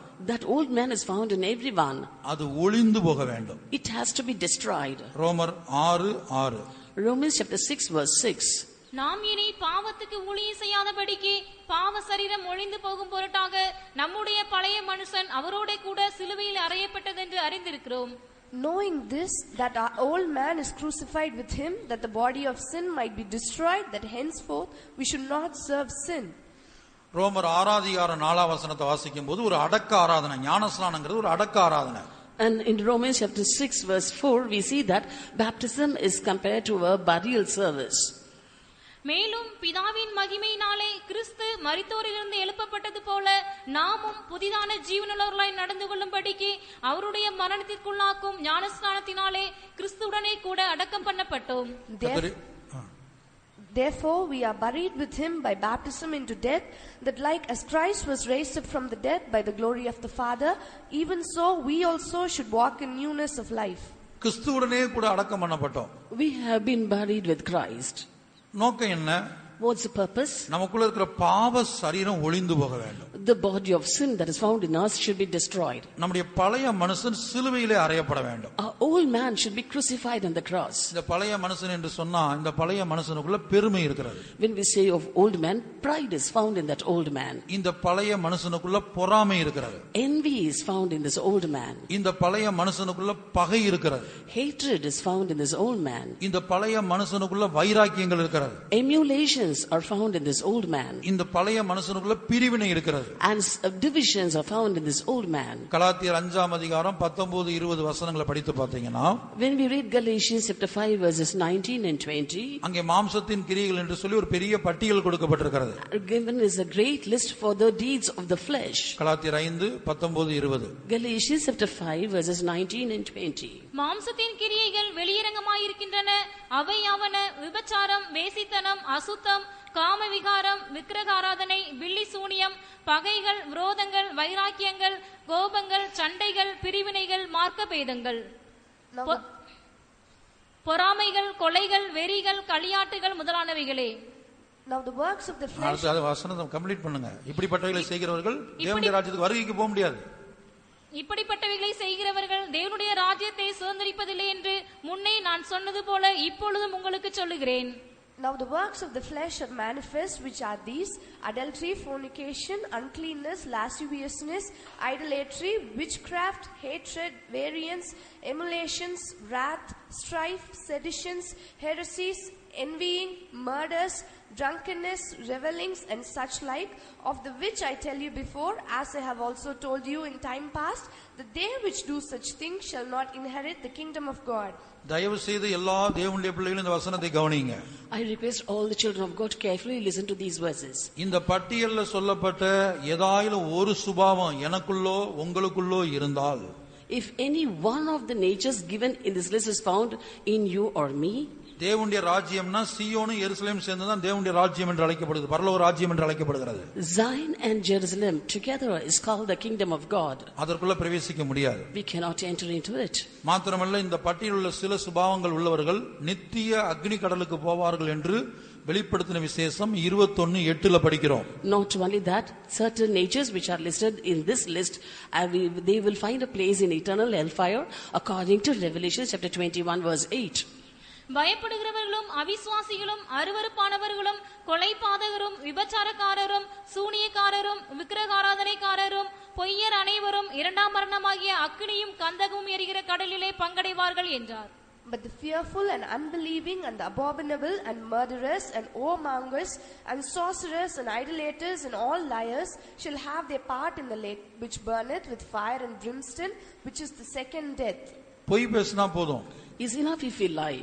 மனிதனுக்கு பயந்தால் போதும். If we fear man, that's enough. மனுஷ பயம். Fear of man. அது பயந்தா போதும். If we fear, it's enough. நமக்கு மரண பயம் வந்தா போதும். If there is fear of death, that is the end. இல்ல பிசாச கண்டு பயந்தா போதும். Or if we fear Satan, நித்திய நரகம், eternal hell, நித்திய காலமா நரகம், everlasting hell. அப்ப கலாத்தியர் 5ஆம் அதிகாரத்தில் சொல்லப்பட்ட அந்த பகை, பொறாமை, இப்படிப்பட்ட சுபாவங்கள் நமக்குள்ள இருக்குமானால் அந்த சுபாவங்களை அது ஒளிந்து போகும்படியாக சிலுவையிலே அறையப்பட நம்ம ஒப்பு கொடுக்கணும். Therefore, as per Galatians chapter 5, suppose we have hatred or envy in us, we must give ourselves to be crucified to the cross so that those natures are destroyed. இப்ப உடன்படிக்கை பண்ற ஆண்டவரோட. Now we are making a covenant with the Lord. கர்த்தருடைய பரிசுத்த நாமத்துக்கு உண்டாகட்டும். Glory be to God's holy name. இந்த சுபாவங்கள் எனக்குள் இருக்கிறது ஆண்டவரே. Lord, such and such natures are found in me. இந்த சுபாவங்கள் இருந்தா தான் அதுக்கு பேர் பாவ சரீரம். Only when these natures are found, we call that a body of sin. அல்லது பழைய மனுஷன். Or the old man. இதெல்லாம் பழைய மனுஷனுடைய சுபாவம். These are the natures of the old man. இந்த சுபாவத்தை சிலுவையில் அறைய நான் ஒப்பு கொடுக்கிறேங்கிறது தான் நம்ம ஞானஸ்நானத்துல தேவனோடு பண்ண உடன்படிக்கை. The covenant that we make with God in baptism is that I give myself to be crucified to the cross with all these natures. இப்ப உதாரணமா பாருங்க. For example, நீங்க முக்கியமான பாஸ்போர்ட், இன்னும் உங்களுடைய வீட்டு டாக்குமெண்ட்ஸ், முக்கியமான பத்திரங்கள், முக்கியமான பொருள் எங்க வைப்பீங்க? பேங்க் லாக்கர்ல அல்லது பீரோல லாக்கர்ல பத்திரப்படுத்தி வைப்பீங்க. Certain important documents in your house like passport and other land details, you will keep either in a bank locker or in a safe place in your houses. அதுபோல இன்றைக்கு தேவ ஜனங்கள் என்ன செய்றாங்கன்னா, இந்த முக்கியமான பொருள் எல்லாம் பேங்க் லாக்கர்லயோ பீரோ லாக்கர்லயோ 2-3 லாக் இருக்கும், அதுக்குள்ள பத்திரப்படுத்தி வைக்கிறது போல இந்த பகைய, பிரிவினைய, வைராக்கியத்தை, பெருமைய, இந்த பொல்லாத மனிதனுடைய சுபாவத்தை, இந்த பாவ சரீரம் அல்லது பழைய மனுஷனுடைய சுபாவத்தை பத்திரப்படுத்தி வருஷக்கணக்கா வச்சிட்டு இருக்காங்க. As people keep valuable documents very safe in a locker, locked 2 or 3 times, people of God also are keeping locked or keeping safe certain natures like hatred, various emulations and envyings. இப்போ ஒரு தேவனுடைய பிள்ளைக்கும் மற்றொரு தேவனுடைய பிள்ளைக்கும் பகை இருக்குது என்று வைத்துக் கொள்ளுங்க. Suppose there is a hatred between one child of God and another child of God. ஒருவேளை குடும்பத்துக்குள்ளே இருக்கலாம். Maybe in the family. தகப்பனுக்கும் மகனுக்கும் இருக்கலாம். ரெண்டு பேரும் விசுவாசிகள் தான். Between the father and son, that might be hatred. They might be believers also. ரெண்டு பேரும் இங்க கூட்டத்துக்கு வரலாம். Both of them might be coming to the meetings. ஆனா தகப்பனுக்கும் மகனுக்கும் பேச்சுவார்த்தை இல்ல. But the father and son are not in talking terms. அப்படி ஒரு அருமையான தகப்பனையும் மகனையும் நம்ம வேதத்திலயும் பார்க்கிறோம். And we can see such a wonderful father and son even in the scripture. அதான் அப்சலோமும் தாவீதும். That is Absalom and David. ஒரே அரண்மனையில இருக்கறாங்க. Living in the same palace. ஒரே அரண்மனையில இருந்து என்ன செய்றாங்க? 2 வருஷம் ஒருத்தரோட ஒருத்தர் 2 வருஷம் தானா ஒருத்தரோட ஒருத்தர் பேசல, ஒருத்தர் முகத்தை ஒருத்தர் பார்க்கல. Living in the same palace for nearly 2 years, they did not face one another or did not speak one to another. 2 வருஷம் இருக்கறாங்க ஒரே வீட்டுக்குள்ள. Same house, they living for 2 long years. ஒருத்தரோட ஒருத்தர் பேசல. They did not speak one with the other. தாவீது வந்து சொல்றான், தாவீது தகப்பன், நான் இருக்கிறது தான் சரின்னு அவன் இருக்கிறான். David, he was a father, he said what I am doing is right. Absalom வந்து சொல்றான், அது நான் இருக்கிறது நான் செஞ்சதான் சரி அப்படின்னு அவன் இருக்கிறான். Absalom said what I am doing is right. அடுத்து தகப்பன் யோசிக்கிறான், நான் தகப்பன், அவன் என்னுடைய மகன், அவன் என்கிட்ட வரட்டும் மன்னிப்பு கேட்க. Next David says, I am the father, he is after all my son, let him come and ask pardon to me. மகன் என்ன யோசிக்கிறாரு? What does the son think? நான் சின்ன பையன், அவர் தகப்பன், அவர் பெரிய மனுஷன் இல்ல, அவர் இறங்கி வர வேண்டாமா அப்படின்னு அவர் யோசிக்கிறார். I am a son, I am after all young, he is a great man, he should come down. தாவீதும் அப்சலோமும் தங்களுடைய பகைய 2 வருஷம் பகையை பத்திரப்படுத்தி வைத்திருக்கிறார்கள். David and Absalom for 2 long years had kept safe their hatred maybe. 2 வருஷம் சென்ற பின்பு அப்சலோமுடைய மனசாட்சி வேலை செய்ய ஆரம்பித்தது. After 2 years have passed, the conscience of Absalom started to work. என் தகப்பனுடைய முகத்தை பார்க்காம நான் எப்படி இங்க இருக்கிறது? How can I stay in this palace without facing my father? நான் ஏன் கேசூரிலிருந்து வந்தேன்? Why did I come from Geshur? கேசூரிலிருந்து அப்சலோம் வந்திருக்கிறான். Absalom has come from Geshur. தகப்பனிடத்துல ஐக்கியப்படுறதுக்காக தான் வந்தான். He wanted to mend his ways before his father. ஆனா 2 வருஷம் ஒருத்தர் முகத்தை ஒருத்தர் பார்க்கல. But 2 years they did not face one another. வசனம் எடுத்தீங்களா? அப்சலோம் ராஜாவின் முகத்தை காணாமலே 2 வருஷம் எருசலேமிலே குடியிருந்தான். So Absalom dwelt 2 full years in Jerusalem and saw not the king's face. இந்த எருசலேமை வந்து பல்வேறு விளக்கங்கள் நம்ம கொடுக்கலாம். We can give many explanations for Jerusalem. இப்ப நம்முடைய வாழ்க்கையில இந்த புதிய ஏற்பாட்டு சபை ஒரு எருசலேமின் அனுபவம் தான். In our life, the New Testament church has the experience of Jerusalem. கலாத்தியல படிக்கிறோம், மேலான எருசலேமோ சுயாதீனம் உள்ளவள், அவளே நம்ம எல்லாருக்கும் தாயானவள். In Galatians we read that the Jerusalem which is above is at liberty and she is the mother of all. அடுத்து நித்திய எருசலேமையும் சொல்லலாம். Next we can also call about that eternal Jerusalem. நீங்க புதிய எருசலேம் போறதுக்காக கர்த்தர் உங்களை பல்வேறு மார்க்கங்கள்ல இருந்து பிரித்து எடுத்து இந்த சத்தியத்துல கொண்டு வந்தார். From various faiths the Lord has separated you and brought you to this faith so that you might attain that new Jerusalem. சபைக்குள்ள வருட கணக்கா இருக்கிறோம். For years together we are in the church. எல்லாரும் விசுவாசிகள் தான். All of us are believers. ஆனா ஒருத்தருக்கு சிலரோடு ஐக்கியம் இல்ல. Certain people have no fellowship with some others. நான் சொல்றது ஒரு விசுவாசி குடும்பத்துக்கு மற்ற குடும்பத்துக்கு இருக்கலாம். What I say might be for one believer family and another family. ஒரே குடும்பத்துல கூட இருக்கலாம். Or from the same family also. தகப்பனுக்கும் பிள்ளைக்கு இருக்கலாம். Or from the father and son also. ஆனா 2 வருஷம் கழிச்சு அப்சலோமுடைய மனசாட்சி கேட்டது. But after 2 years the conscience of Absalom rose up. நான் ஏன் கேசூர்ல இருந்து வந்தேன்? Wherefore am I come from Geshur? அதுபோல நம்ம கேட்கணும், நான் ஏன் இந்துல இருந்து இதுல வந்தேன்? Similarly we also should ask, why did I come from Hinduism? நான் ஏன் சிஎஸ்ஐ ல இருந்து இதுல வந்தேன்? Why did I come that CSI denomination? நான் ஏன் ஆர்சி ல இருந்து இதுல வந்தேன்? Why did I come from that RC faith? நான் ஏன் மற்ற பெந்தோஸ்தே சபையில இருந்து இதுல வந்தேன்? Why did I come from other Pentecostal orders to this faith? ஐக்கியம் இல்லாமல் இருப்பதற்காகவா? Is it to be without fellowship? பகையோடு ஜீவிப்பதற்காகவா? Is it to live with hatred? கடைசில தகப்பனும் மகனும் ஒன்றாக்கப்பட்டாங்க. Finally father and son were reconciled. இப்போ இந்த தகப்பனும் மகனும் நீங்க ஒரு தேவனுடைய பிள்ளைக்கும் மற்றொரு தேவனுடைய பிள்ளைக்கும் உள்ள அந்த பகையோடு நம்ம ஒப்பிடலாம். Now we can compare the hatred between the father and son to a hatred between one child of God and another child of God. அடுத்து நம்ம எல்லாருக்கும் தகப்பன் வந்து தேவன். Next, God is a father for all of us. நாம் ரட்சிக்கப்பட்டு தேவனை தகப்பனாக ஏற்றுக்கொண்டு பல வருஷங்கள் ஆகிறது. அவருடைய முகத்தை நம்ம பார்க்கிறது இல்ல, அவருடைய சத்தத்தை கேட்கிறது இல்ல. It's been many years since we've been saved and become the children of God, and he has become a father, but we do not have the experience of looking at his face, nor he at us. தினந்தோறும் செல்போன்ல மணிக்கணக்கா பல இடத்துல நம்ம பேசுறோம். Every day for many hours we are speaking over the mobile phones to many people. அந்த கான்டாக்ட்ஸ்னு ஒன்னு இருக்குது, அதுல போய் பார்க்கணும் எத்தனை கான்டாக்ட்ஸ் நம்பர் இருக்குது. And you have to go to that contacts and find out the number of contacts every one of us have. ஒரு சின்ன பையன் வந்து சில வருஷத்துக்கு ஒரு 1.5 வருஷத்துக்கு முன்னாடி சொன்னான். ஒரு சின்ன பையன் Some 1 or 1.5 years back, a small urchin told me, எனக்கு Facebookல வந்து 540க்கு அதிகமான ஃப்ரெண்ட்ஸ் இருக்காங்க. I've got more than 540 friends in Facebook. இப்படி தான் இன்றைக்கு अनेகருடைய ஜீவியம். This is the life of many today. ஆனா தகப்பன் உன் தேவனுக்கும் உனக்கு உள்ள தொடர்பு எப்படி இருக்கிறது? But how is the contact between you and God or the Father? உங்களுடைய தகப்பனுடைய முகத்தை உங்களால பார்க்க முடிகிறதா?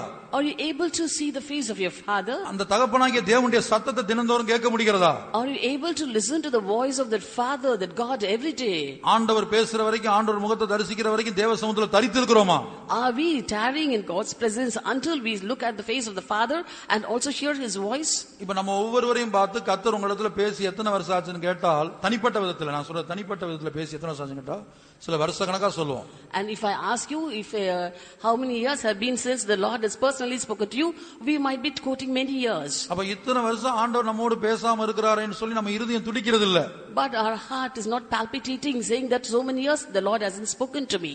ஆனா அதே வேளை கூட படிக்கிறவங்க, கூட வேலை பார்க்கறவங்க அல்லது குடும்பத்தில் உள்ளவங்க பேசாம இருந்து விட்டால் நம்ம துடிக்கிறோம். At the same time, if our colleagues or people who study with us or people in the family do not speak with us, our heart pulsates. ஆகவே இந்த பழைய மனுஷனுடைய சுபாவம் தான் பகை. Therefore, the nature of this old man is hatred. அந்த பகை இருந்தால் ஒரு தேவனுடைய பிள்ளைக்கும் மற்றொரு தேவனுடைய பிள்ளைக்கும் பகை இருக்க கூடாது. One child of God should not have hatred against other children of God. அந்த பகையை வருஷ கணக்கா வைத்துக் கொண்டிருக்க கூடாது. And also you should not retain that hatred for years together. இப்ப பாருங்க, அப்சலோமை பொறுத்த வரைக்கும் 2 வருஷம் வரைக்கும் இருக்காங்க அப்படி. And Absalom and David had hatred for 2 years. இந்த இடத்துல வந்திருக்கிற ஒவ்வொரு தேவனுடைய பிள்ளையும் நீங்க யாரிடத்திலயாவது பகையோடு கசப்போடு ஒருவருக்கு ஒருவர் பேசாமல் இருக்கிறீர்களா என்பதை நிதானித்து பாருங்கள். And if children of God who have come here, just try and find out if you have hatred or envy against one child of God or other, and just examine yourselves. இப்போ ஒருவேளை நாம பகையோடு இருக்கிறோம்னு வைத்துக்கொள்ளுங்களேன். Suppose we are with hatred. ஒரு 6 மாசமா சிலரோட நம்ம பேசாம இருக்கிறோம். Suppose we are not in talking terms with another one for 6 months. வைராக்கியத்துல இருக்கிறோம். With emulation. பிரிவினை காணப்படுகிறது. There is variance. பகை இருக்குது. There is hatred. சிலர் மேல பயங்கர பொறாமை. And we envy a lot. இதெல்லாம் நமக்குள்ளே வைத்துக் கொண்டிருக்கிறோம். We retain all these within ourselves. அப்படியானால் நேபுகாத்நேச்சார் அந்த வெண்கல கடல் தொட்டியை உடைத்து போட்டது போல நாமும் என்ன செய்திருக்கோம்? அந்த வெண்கல கடல் தொட்டி நம்முடைய வாழ்க்கையில உடைத்து போட்டிருக்கிறோம். If that be so, as Nebuchadnezzar broke off that brazen sea, we too have broken off that brazen sea.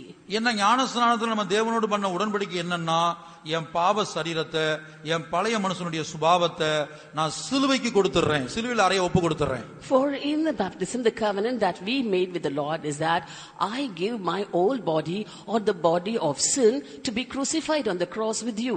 இன்றைக்கு சிலுவையில் அறையப்பட வேண்டிய என்னுடைய பகை அல்லது என்னுடைய பொறாமை, உங்களுடைய பகை, உங்களுடைய பொறாமை உங்களுக்குள்ள இருதயத்தின் அடி ஆழத்துல அந்த லாக்கருக்குள்ள பத்திரப்படுத்தப்பட்டு இருந்தது போல இருக்கிறது.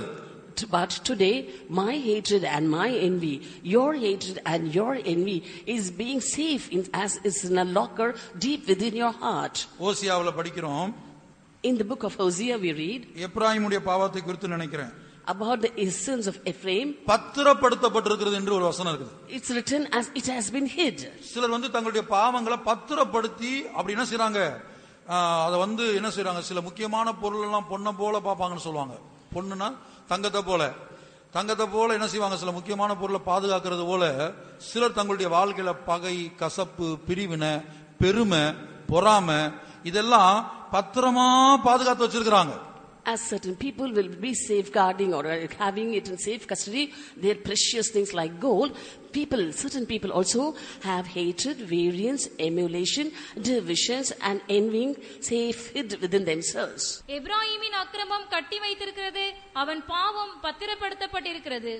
The iniquity of Ephraim is bound up, his sin is hid. அவனுடைய பாவம் பத்திரப்படுத்தப்பட்டிருக்கிறது. His sin is hid. ஆங்கிலத்துல மறைத்திருக்குது இல்லையா? மறைத்திருக்குன்னு மூல பாஷையில பத்திரப்படுத்தி வைக்கிறதா சொல்ல ஒரு குறிக்கப்பட்ட பொருள். இப்போ பாஸ்போர்ட், லேண்ட் டாக்குமெண்ட் இதெல்லாம் நீங்க என்ன செய்றீங்க? எப்போதும் வெளியில வைக்க மாட்டீங்க.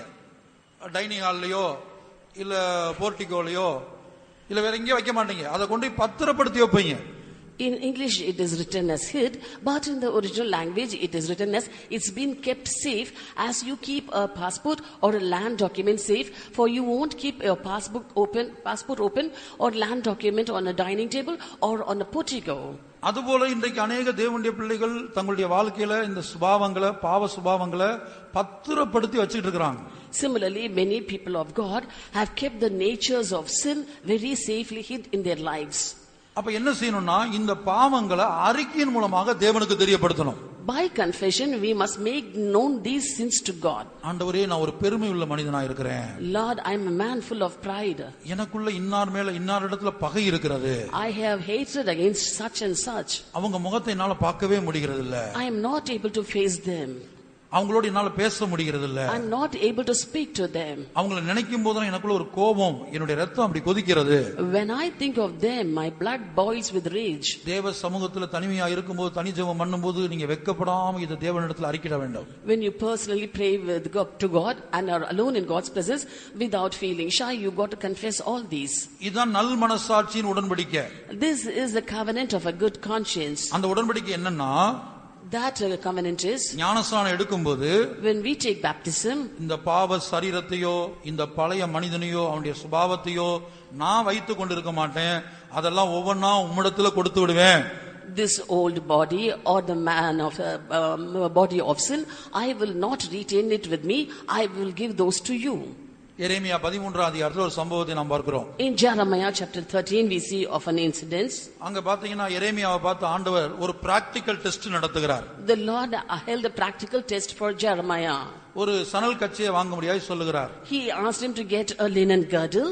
அதை வாங்கி முதல்ல அறையில கட்ட முடியாது சொல்லுகிறார். He asked first to gird himself with that. பிற்பாடு அதை கொண்டு போய் ஐபிராத் நதியண்டையில ஒரு கண்மலை வெடிப்புல தோண்டி வைக்க முடியாது சொல்றார். And later he asked him to hide the linen girdle in a rock by the river Euphrates. எரேமியா போய் ஐபிராத் நதியண்டையில ஒரு கண்மலையை வெடிப்ப தோண்டி இந்த கச்சையை உள்ள வச்சு புதைச்சிறார். And Jeremiah too, by the word of God, went to the river Euphrates, and there in a rock he dug a hole and hid the linen girdle. நான் ஒரு கதையை போல சொல்லிறேன், தயவு செய்து எரேமியா 13 அதிகாரத்தை நீங்க வீட்ல போய் படிச்சு பாருங்க. I'll narrate this as a story, but can go home and read Jeremiah chapter 13. அநேக நாள் சென்ற பிற்பாடு, after many days, எரேமியாவை கர்த்தர் கூப்பிடுறார். the Lord called Jeremiah. நீ போய் ஐபிராத் நதியண்டையில வச்ச அந்த கண்மலை வெடிப்புல ஒரு கச்சையை புதைத்து வைத்தாயே, அதை தோண்டி எடுன்னு சொல்றார். He said, you had hid a linen girdle by the river Euphrates, now go and dig it out. அப்ப எரேமியா போய் அதை தோண்டி எடுக்கிறார். So Jeremiah by the word of God went and dug it out. எடுத்து பார்த்தபோது, when he took it out and saw, அந்த கச்சை ஒன்றுக்கு உதவாமல் கெட்டு போயிருந்தது. that girdle was marred and fit for nothing. அப்ப அந்த கச்சை எதை காட்டுகிறது? What does that girdle show? அந்த ஒரு வசனத்தை மட்டும் படிங்க. அந்த கச்சைக்கு ஆண்டவர் கொடுக்கிற விளக்கம் என்னன்னா, தேவ ஜனங்களுக்குள்ள காணப்படுகிற பெருமை, மிகுந்த பெருமை. The explanation God gives for that girdle is the pride and the great pride found in the people of God. Jeremiah chapter 13 verse 9. இப்படியே நான் யூதாவுடைய பெருமையையும் எருசலேமுடைய மிகுந்த பெருமையையும் கெட்டுப்போக பண்ணுவேன். Thus saith the Lord, after this manner will I mar the pride of Judah and the great pride of Jerusalem. 6-7 verses 6 and 7 also. அநேக நாள் சென்ற பின்பு கர்த்தர் என்னை நோக்கி, நீ எழுந்து ஐபிராத்து நதிக்கு போய் அங்கே ஒளித்து வைக்க நான் உனக்கு கட்டளையிட்ட கச்சையை அவ்விடத்திலிருந்து எடுத்துக்கொண்டு வா என்றார். அப்பொழுது நான் ஐபிராத் நதிக்கு போய் கச்சையை ஒளித்து வைத்த இடத்திலே தோண்டி அதை எடுத்தேன். ஆனால் இதோ அந்த கச்சை கெட்டு ஒன்றுக்கும் உதவாமற் போயிற்று. And it came to pass after many days that the Lord said unto me, arise, go to Euphrates, and take the girdle from thence, which I commanded thee to hide there. Then I went to Euphrates, and digged, and took the girdle from the place where I had hid it, and behold, the girdle was marred, and it was profitable for nothing. இந்த சணல் கச்சைக்கு ஆண்டவர் கொடுக்கிற விளக்கம் என்ன? What is the explanation given by the Lord for this girdle? தேவ ஜனங்களுக்குள்ள காணப்படுகிற பெருமை, மிகுந்த பெருமை.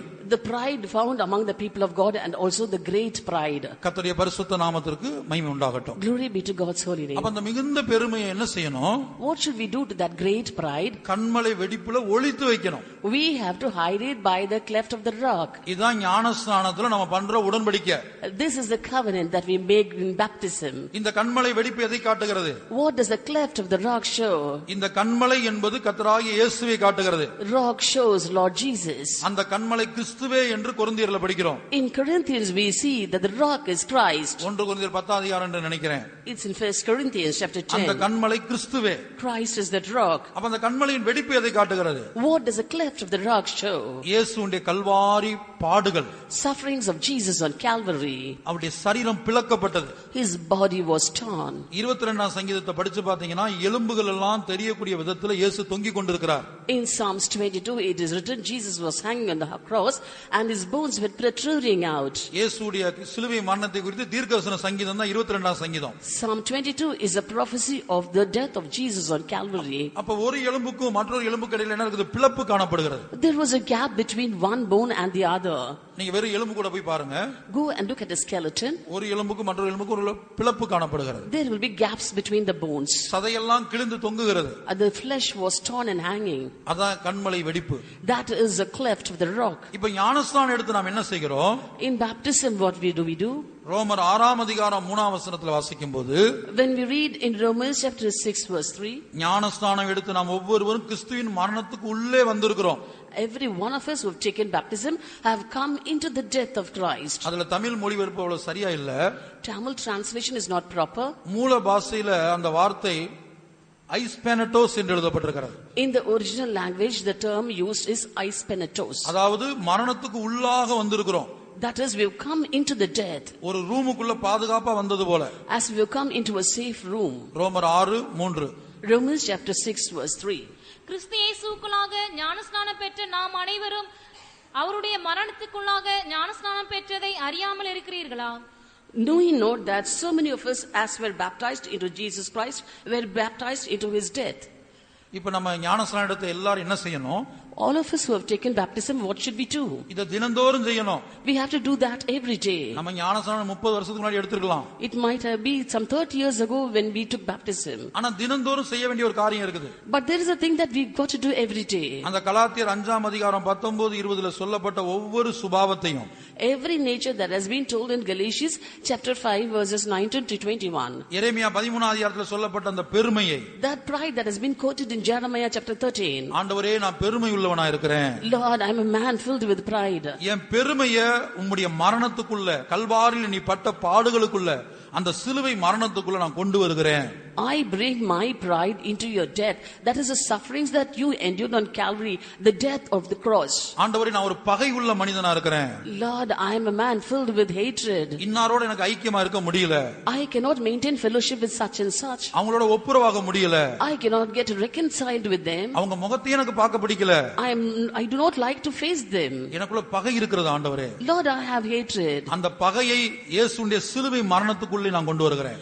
I am bringing that hatred into the death of Jesus on the cross. அதுபோல ஒவ்வொரு சுபாவத்தையும், Similarly, every nature, கண்களின் இச்சையா இருக்கலாம், maybe the lust of the eyes, மாம்சத்தின் இச்சையா இருக்கலாம், or the lust of the flesh, அந்த பட்டியல்ல சொல்லப்பட்ட எந்த சுபாவமா இருந்தாலும், or any nature that has been listed. வேறு சில பட்டியல்கள் வேதத்துல சொல்லப்பட்டிருக்கிறது. Some of the lists also have been given in the scripture. அப்படிப்பட்ட பாவ சுபாவங்களை அந்த கண்மலை வெடிப்புக்குள்ள நம்ம ஒளித்து வைக்க வேணும்.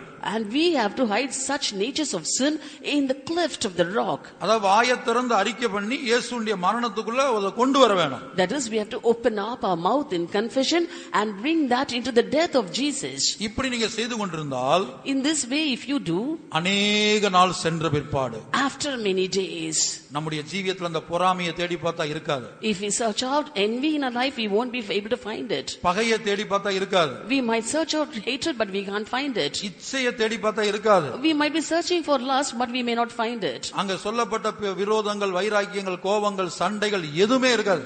Quarrels, envy, variance, or anything for that matter won't be found. இதுல கவனிக்க வேண்டிய காரியம், The matter that we have to look into, ஒவ்வொரு சுபாவத்தையும் நாம் கிறிஸ்துவுடைய மரணத்துக்குள்ள கொண்டு போய் புதைக்கணும், உள்ள போய் வைக்கணும், அடக்கம் பண்ணணும்.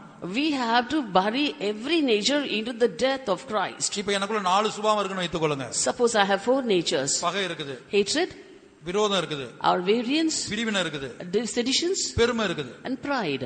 நான் விரோதத்தையும் பகையும் மட்டும்தான் தேவ சமூகத்தில் அறிக்கை பண்றேன். And I'm confessing only variance and hatred in God's presence. இந்த பெருமையையும் பிரிவினையும் நான் சொல்றதே இல்ல. I doesn't spell out envy and sedition. அறிக்கிறதே இல்ல. I'm not confessing. அப்ப அது எனக்குள்ள இருந்து கொண்டே இருக்கும். Then that will continue to be within me. அதான் தீமோத்தேயுல படிக்கிறோம், That's what we read in Timothy. சிலருடைய பாவங்கள் வெளியரங்கமாயிருந்து நியாய தீர்ப்புக்கு முந்திக் கொள்ளும். Some men's sins are open beforehand, going before to judgment. சிலருடைய பாவம் உங்களை பின்தொடருமா? And some men, they follow after. எந்த பாவம் பின்தொடரும்? Which are the sins which will follow? தேவ சமூகத்தில் நம்ம எந்த பாவத்தை அறிக்கிடாம இருக்கிறோமோ அந்த பாவம் நம்மளை பின்தொடரும். Those sins that we do not confess in God's presence will surely follow us. நம்ம பயப்பட வேண்டிய அவசியமே இல்ல. We needn't fear. ஒவ்வொரு நாளும் தனி ஜெபம் பண்ண ஆரம்பிங்க. Start praying, having personal prayer every day. சபையில் உள்ள உபவாச ஜெபத்துக்கு கடந்து வாங்க. Come to the fasting prayers in the church. அப்ப உங்கள்ட்ட என்ன சுபாவம் இருக்குதோ அத பத்திரமா உங்க உள்ளத்துல வைத்துக் கொண்டிருக்காம அந்த லாக்கருக்குள்ள வச்சுக்கிட்டு இருக்காம அதை எடுத்து என்ன செய்யுங்க? கண்மலை வெடிப்புக்குள்ள இயேசுடைய மரணத்துக்குள்ள அறிக்கையின் மூலமா கொண்டு வாங்க. Therefore whatever natures you have within, do not have it safe as in a locker, but bring that out into the cleft of the rock by confession. இப்ப பாருங்க, நம்மில் பலரும் இந்த சத்தியத்துல 30 வருஷம் ஆச்சு. Most of us, it's been 30 years since we have come to this faith. 40 வருஷம் ஆச்சு. Some 40 years. ஆனாலும் இந்த பழைய மனுஷன் இன்னும் சாகவே இல்ல. But yet this old man is not dead. இந்த பாவ சரீரம் ஒளிந்து போகவே இல்ல. This body of sin is not destroyed. கோபம், anger, வைராக்கியம், emulation, சண்டை, quarrel, பிரிவினை, seditions, இப்படி அங்க சொல்லப்பட்ட எல்லா சுபாவம் நமக்குள்ள இருந்துட்டே இருக்கு. வருஷ கணக்கா இருந்துட்டே இருக்கு. all the natures that have been told there are within us for years together. இப்ப பாருங்க, இஸ்ரவேல் ஜனங்கள அந்த பார்வோனின் சேனை துரத்தி வந்துச்சு. Pharaoh's army followed the Israelites. செங்கடலுக்குள்ள அவங்க இறங்குனாங்க இஸ்ரவேல் ஜனங்க. Israelites came into the Red Sea. பார்வோனின் சேனையும் செங்கடலுக்குள்ள இறங்குச்சு. Pharaoh's army too followed them into the Red Sea. அப்ப கர்த்தர் என்ன செய்தார்? What did the Lord do? இஸ்ரவேல் ஜனங்களுக்கு ரட்சிப்பையும் அவங்களுடைய சத்துருக்களுக்கு அழிவையும் கட்டளையிட்டார். The Lord commanded a salvation for the Israelites and at the same time a destruction for their enemies. இப்ப கற்பனை பண்ணி பாருங்க. Just imagine. கடற்கரை வரைக்கும் என்ன செய்றாங்க? விரட்டி வர்றாங்க. They were chasing them till the shore. ஜனங்க இஸ்ரவேல் ஜனங்க கடலுக்குள்ள இறங்கிட்டாங்க. Israelites marched into the sea. ஆனா பின்பற்றி வந்த பார்வோனின் ரதமும் குதிரையும் என்ன செய்து? கரையிலே நிக்குதுன்னு வெச்சுக்கங்க. Suppose Pharaoh's chariots and horses which were following were standing on the shore itself. அவங்க அழிக்கப்பட்டு போயிருக்க மாட்டாங்க. They would not have been destroyed. அப்ப பின்தொடர்ந்து வந்த ராணுவமும் இஸ்ரவேல் ஜனங்களை பின்தொடர்ந்து சமுத்திரத்துக்குள்ள இறங்கணும். Therefore Pharaoh's army which was following the Israelites should also get into the sea. அப்பதான் கர்த்தர் சத்துருக்களை அழிக்க முடியும். Only then can the Lord destroy the enemies. இப்ப நம்முடைய வாழ்க்கையில பின்தொடர்ந்து வரக்கூடிய பாவத்தை நம்ம கரையிலே நிப்பாட்டிறோம். In our life we are making the sins which are following us to stand on the shore itself. பெருமை, pride. அந்த பார்வோனின் ரதங்கிறது எதை காட்டுது? What do the chariots of Pharaoh show? பெருமையை காட்டுது. It shows pride. சில ரதங்களை குறித்தும் குதிரைகளை குறித்தும் மேன்மை பாராட்டுகிறார்கள். Some trust in horses and some in chariots. அடுத்து அங்க ஒரு குதிரையை பார்க்கிறோம். Next we see of a horse. அந்த குதிரையுடைய சுபாவம் என்னங்கறத யோபுட்ட கர்த்தர் சொல்லி கொடுக்கிறார். And the Lord was teaching the nature of a horse to Job. அது நிகி என்று கணைக்கும். It neighs. பரியாசம் பண்ணுகிற சுபாவம். It has a nature of mocking. குதிரைக்கு எதிர்த்து நிக்கிற சுபாவம். And the horse has a nature of resisting. அது பயப்படாது. It doesn't fear. அலட்சியம் பண்ற சுபாவம். It despises. யோபுடத்துல கர்த்தர் குதிரையின் சுபாவம் என்று ஒரு பட்டியல் கொடுக்கிறார். The Lord gives the natures of a horse. அங்க வரிசையாக கர்த்தர் குதிரையின் சுபாவத்தை சொல்றார். In Job chapter 39 he gives the natures of a horse. அது நம்முடைய ஜென்ம பாவத்தை காட்டுது. It shows the nature of sin found in us. நமக்குள்ள பரியாசம் பண்ற சுபாவம் இருக்குது. We have the nature of mocking. பட்டயத்தை அலட்சியம் பண்ற சுபாவம் இருக்குது. It despises the sword. தேவனுடைய வார்த்தை தான் பட்டயம். The word of the Lord is a sword. சத்தியத்தை அலட்சியம் பண்றோம். We are despising the truth. உபதேசத்தை அலட்சியம் பண்றோம். We are despising the doctrine. தேவனுடைய வார்த்தையை அலட்சியம் பண்றோம். We are despising the word of God. எதிர்த்து நிக்கிற சுபாவம் இருக்குது. And we have the nature of revolting. இதெல்லாம் குதிரை. These are the horses. அடுத்து ஒரு குதிரை வீரன். Next the man on a horse. அந்த பார்வோனுடைய சேனையில குதிரை வீரர்கள் இருந்தாங்க. In Pharaoh's army there were men who rode upon horses. அது மனுஷிகமான சுபாவத்தை காட்டுது. It shows human nature. அவன் மனுஷன். He was a man. மனுஷிகமான சுபாவங்கள். His carnal natures. இது எல்லாம் சமுத்திரத்துக்குள்ள இறங்கணும். All these should come into the sea. அந்த செங்கடலை கடந்ததான் ஞானஸ்நான சத்தியம். And crossing the Red Sea is the truth of doctrine of baptism. அப்ப நாம் என்ன செய்ய வேண்டும்? Then what should we do? நம்மை பின்தொடர்ந்து வருகிற ஒவ்வொரு பாவத்தையும் நாம் பத்திரப்படுத்தி வைக்காமல் இயேசுவினிடத்துல அவருடைய மரணத்துக்குள்ள அறிக்கையின் மூலமா கொண்டு வரணும். And all the sins that are following us, we should not carefully hide it, but we have to confess it and bring it into the death of Jesus. இப்படிப்பட்ட ஒரு ஜெபம் நம்முடைய வாழ்க்கையில இல்லன்னு வைத்துக்கொள்ளுங்க. Suppose we do not have such a prayer in our life. இந்த சுபாவம் நம்ம மரிக்கிற வரைக்கும் நம்மோட இருக்கும். All these natures will be with us until we die. ஆண்டவர் சொன்ன மாதிரி எத்தியோப்பியன் தன் தோலையும் சிவிங்கி தன் புள்ளிகளையும் மாற்றக்கூடுமோ? As the Lord said, can an Ethiopian change his skin and the leopard its spots? அதுபோல நம்முடைய சுபாவம் நம்ம சாகுற வரைக்கும் நம்மோட இருக்கும். Similarly, our nature also will be retained with us until our death. கர்த்தருடைய பரிசுத்த நாமத்துக்கு உண்டாகட்டும். Glory be to God's holy name. அப்ப நாம் என்ன செய்றோம்? அந்த வெண்கல கடல் தொட்டியை உடைத்து போடுகிறோம். Therefore we break off that brazen sea. Nebuchadnezzar தாழ்வான நிலவரத்திலிருந்து கர்த்தர் அவனை உயர்த்தினார். From a very low state the Lord lifted up King Nebuchadnezzar. ஆனா அவன் நன்றி உள்ள இருதயத்தை இழந்து போனான். He lost a grateful heart. வெண்கல கடல் தொட்டியை உடைத்து போட்டான். He broke the brazen sea. நம்முடைய ஜீவியத்திலே in our life, ஞானஸ்நான சத்தியத்தை நாம் உடைத்து போட்டிருக்கிறோமா? have we broken the truth of the doctrine of baptism? ஞானஸ்நானத்துல நம்ம சுயத்துக்கு மரிக்கணும். In baptism we should die to ourselves. நான் என்கிற அந்த அனுபவத்துக்கு மரிக்கணும். We have to die to the experience of I. நான் அல்ல, not I. என்னிடத்துல ஒன்றும் இல்ல. I have nothing in me. எல்லாம் தேவன், எல்லாம் தேவன். All by God and God. எல்லாம் கிறிஸ்து. Everything is Christ. நான் அல்ல, not I. கிறிஸ்து தான் எனக்குள்ள பிழைத்து இருக்கிறார். Christ liveth in me. இன்றைக்கு அந்த அனுபவம் நமக்குள்ள இருக்குதா? Today have we got such an experience? இல்ல எதை எடுத்தாலும் நான் நமக்கு தெரிந்தாலும் நான் தான், தெரியாவிட்டாலும் நான் தான். For everything you say I, even though we know or though we know not, we say I and I. தெரிந்த காரியத்துக்கு நான் தான், என்னால தான் முடியும்னு சொல்லுவோம். When we know certain things we say I can do, I only can do that. சில காரியங்கள் நமக்கு தெரியாம இருக்கும். Certain things we might not know. நமக்கு அது முடியாது. We cannot do also. அதுலயும் நான் என்னைய கூப்பிடலையே, என்னைய சொல்லலையேன்னு சொல்லுவோம். In that too we'll say is you have to call me, why didn't you call me? இந்த நான் என்கிற சுயத்துக்கு நாம் மரிக்க வேண்டும். We should die for this I or that ego. இப்படி நாம் மரிக்க நம்ம மனப்பூர்வமா ஒப்பு கொடுக்கணும். In this way wholeheartedly we must submit ourselves to die. அதற்காக முழங்கால் படியிட்டு ஜெபிக்கணும். For that cause we've got to kneel down and pray. அதற்காக உபவாசிக்கணும். For that we've got to fast. அதற்காக கண்ணீர் விடணும். For that cause we've got to shed tears. பகையையும் வைராக்கியத்தையும் வருஷக்கணக்கா பத்திரமா வச்சிட்டு இருக்க கூடாது.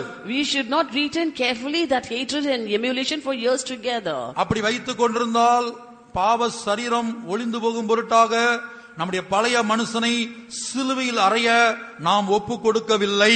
If we retain in this way, we did not give our old man to be crucified in the cross so that the body of sin be destroyed. ஞானஸ்நானம் எடுத்து விட்டோம் சரீரத்துல.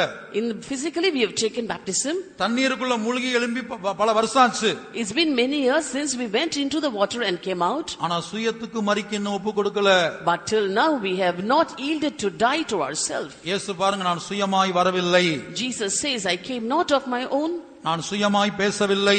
I speak not of my own. நான் சுயமாய் ஒன்றும் செய்யவில்லை. I do nothing of my own. அந்த சாட்சி நமக்கு வேணும். We need such a testimony. ஒரு இடத்துல இருந்து இன்னொரு இடத்துக்கு பிரயாணம் பண்ணால், suppose you go from one place to other. 1 ராஜாக்கள் 13:1 படிக்கிறோம். In 1 Kings chapter 13 verse 1 we read. ஒரு தேவனுடைய மனிதன் யூதாவிலிருந்து பெத்தேலுக்கு போனான். A man of God went from Judah to Bethel. எப்படி போனான்? How did he go? கர்த்தருடைய வார்த்தையின்படியே போனான் என்று எழுதப்பட்டிருக்கிறது. It is written that he went there by the word of the Lord.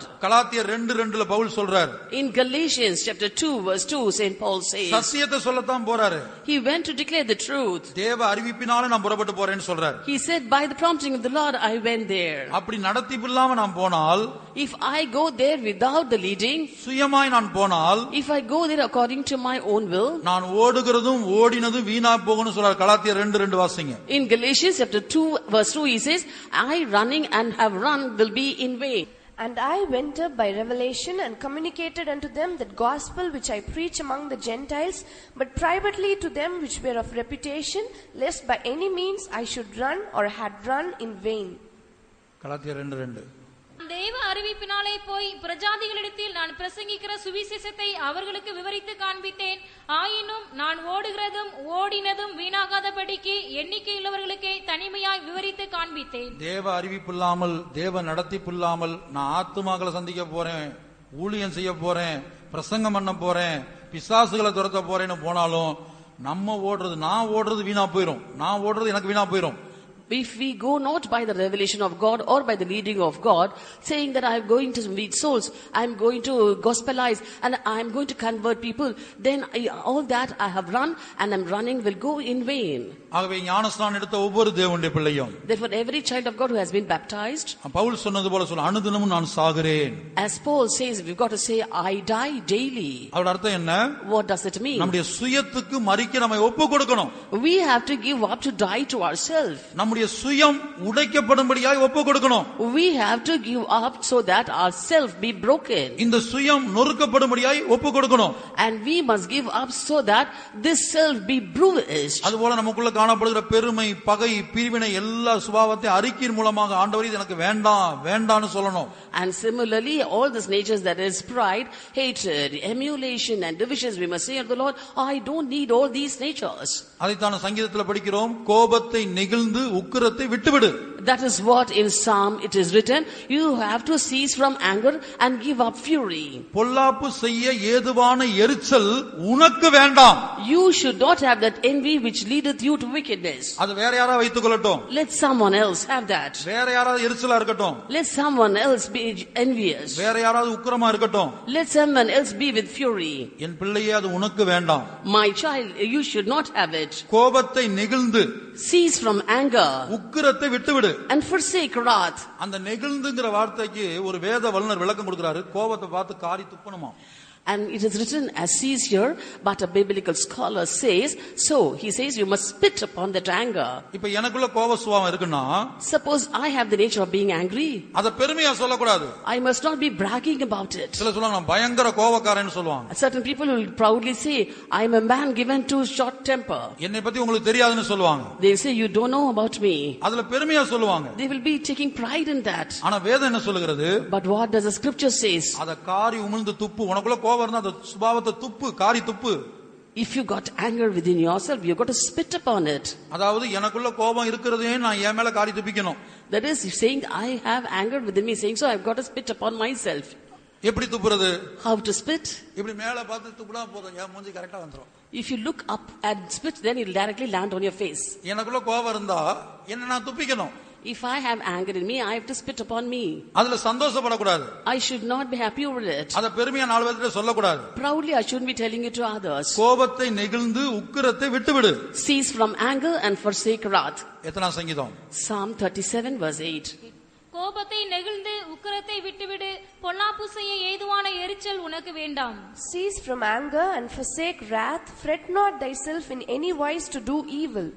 யாருக்கு நம்ம பொல்லாப்பு செய்யக்கூடாது. We should do evil to no one. விசேஷமாக அபிஷேகம் பண்ணப்பட்டவர்களுக்கு பொல்லாப்பு செய்யவே போகக்கூடாது.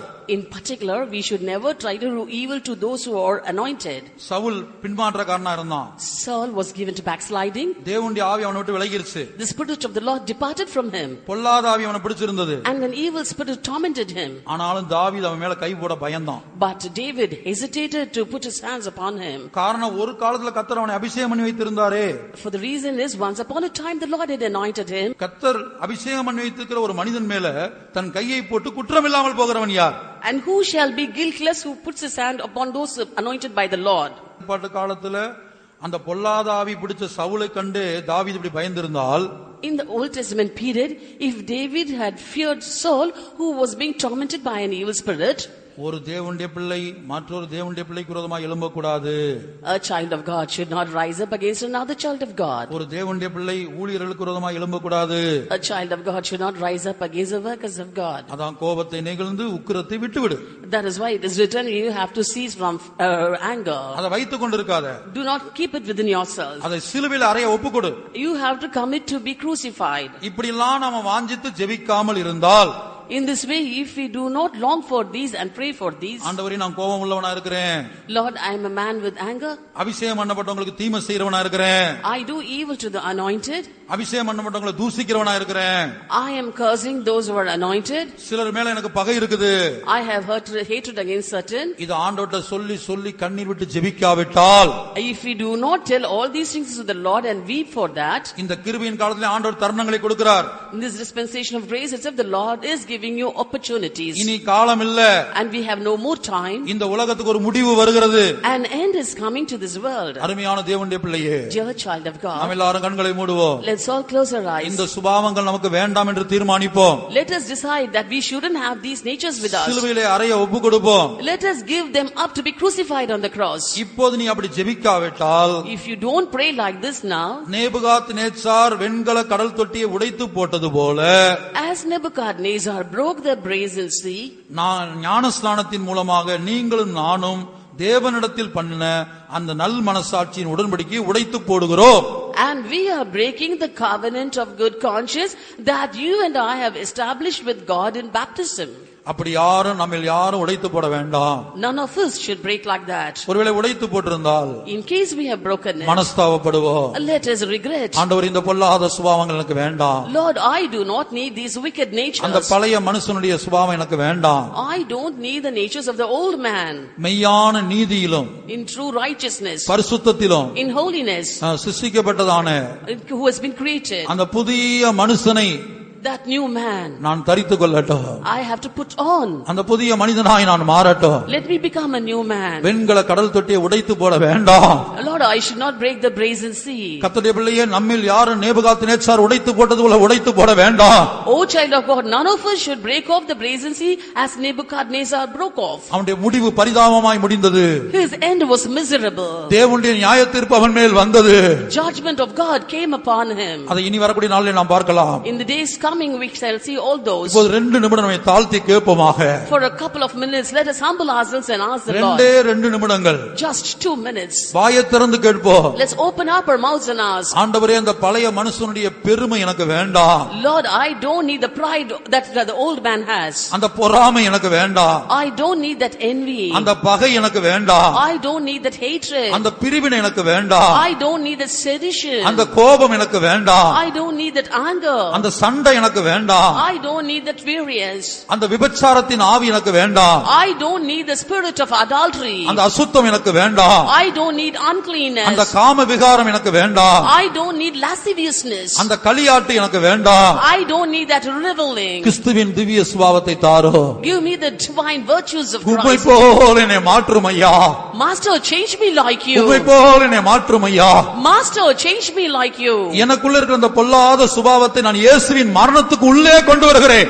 I bring all the weak, evil natures found in me into the death of Jesus. அந்த கல்வாரி காட்சியை நோக்கி பாருங்கள். Look onto the sight of Calvary. சிலுவையிலே தொங்கிக் கொண்டிருக்கிற இயேசு நம்ம மத்தியில் இருக்கிறார். Jesus hanging on the cross is in our midst. அவருடைய எலும்புகள் எல்லாம் தெரிந்து கொண்டிருக்கிறது. His bones are protruding out. அந்த எலும்புகளின் பிளப்புகளுக்குள்ள, Between the gaps in the bones, அந்த இயேசுவின் எலும்புகளின் பிளப்புகளுக்குள்ள, between the gaps in the bones of Jesus, வருடக்கணக்காய் நமக்குள்ளே காணப்படுகிற அந்த பெருமையை, that pride which was found in us for years together, அந்த பொறாமையை, that envy, அந்த பகையை, that hatred, அந்த வைராக்கியத்தை, that emulation, அந்த பிரிவினையை, that variance, அந்த காம விகாரத்தை, that அந்த lasciviousness, இச்சையை, that lust, அதற்குள்ளே அந்த எலும்புகளுக்குள்ளே இயேசுவின் மரணத்துக்குள்ளே நாம் கொண்டு போவோம். let us bring those into the bones of Jesus or the death of Jesus. அப்போது ஆண்டவர் என்ன செய்வார்? What will the Lord do there? அதை ஒன்றுக்கு உதவாமல் கெட்டு போக பண்ணுவார். He will mar it so that it is fit for nothing. அந்த சுபாவத்தை எடுத்துவிட்டு Removing those natures, பெருமைக்கு பதிலாக instead of pride, கிறிஸ்துவின் தாழ்மையை கொடுப்பார். He will give the humility of Christ. அசுத்தத்துக்கு பதிலாக Instead of uncleanness, கிறிஸ்துவின் பரிசுத்தத்தை கொடுப்பார். He'll give the holiness of Christ. கீழ்ப்படியாமைக்கு பதிலாக Instead of disobedience, கிறிஸ்துவின் கீழ்ப்படிதலை கொடுப்பார். He'll give the obedience of Christ. சுயசித்தத்துக்கு பதிலாக Instead of self-will, அதை எடுத்து போட்டு removing it, அதை கெட்டு போக பண்ணி marring it, தேவ சித்தம் செய்கிறவர்களாய் உங்களை என்னை மாற்றுவார். He will change you and me who will be able to do the will of God. ஆண்டவரிடத்தில் கெஞ்சுவோம். Let us beseech the Lord. 2 நிமிடம் வாயை திறந்து பேசுங்க. Just a couple of minutes, open up your mouth and speak. ஒருவரும் மௌனமா இருக்க வேண்டாம். None of you should hold your peace. என்னுடைய பொல்லாத சுபாவத்தை, My wicked natures, அந்த பழைய மனுஷனுடைய சுபாவத்தை, that natures of the old man, அந்த மாம்ச சுபாவத்தை, the natures of flesh, அந்த மாம்சத்தின் கிரியைகளை deeds of flesh, இயேசுவின் மரணத்துக்கு உள்ளே கொண்டு வருகிறேன். I bring them into the death of Jesus.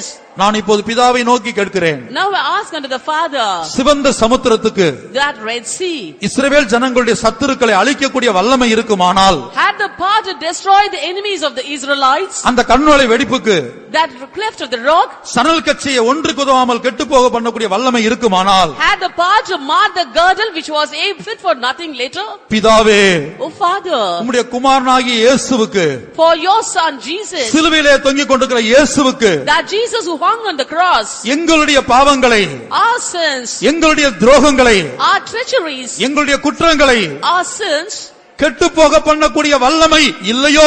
Hasn't he got the power to mar it? இயேசுவின் சிலுவை மரணத்துக்கு அந்த வல்லமை இல்லையோ? Hasn't the death of Jesus on the cross that power? என்ன சொல்ல போறீங்க? What are you going to say? சிவந்த சமுத்திரத்தை பார்க்கலாம். And more than the Red Sea? அந்த கன்மலை வெடிப்பை பார்க்கலாம். Better than the cleft of the rock? நம்முடைய இயேசுவின் சிலுவை மரணம் Our Jesus and the death of Jesus on the cross எத்தனையோ கோடி கோடி கோடி மடங்கு பெரியது.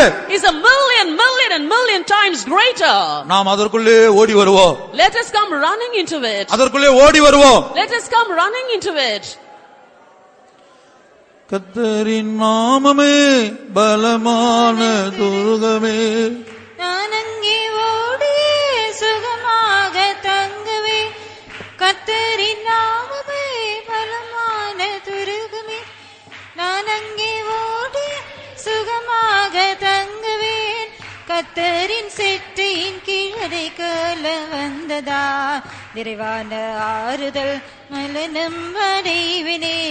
கர்த்தரின் செட்டையின் கீழடை கால வந்ததா, நிறைவான ஆறுதல் மலனம் அடைவினே.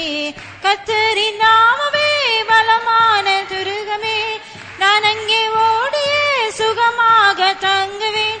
கர்த்தரின் நாமமே பலமான துருகமே, நான் அங்கே ஓடியே சுகமாக தங்குவேன். கர்த்தரின் சிட்டையின் கீழடை கால வந்ததா, விரைவான ஆறுதல் வலனம் அடைவினே.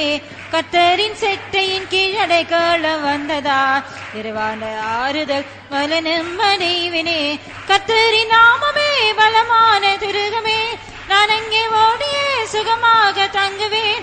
கர்த்தரின் நாமமே பலமான துருகமே, நான் அங்கே ஓடியே சுகமாக தங்குவேன். கர்த்தரின் சிட்டையின் கீழடை கால வந்ததால் நிறுவன ஆறுதல் வலனம் அடைவேனே.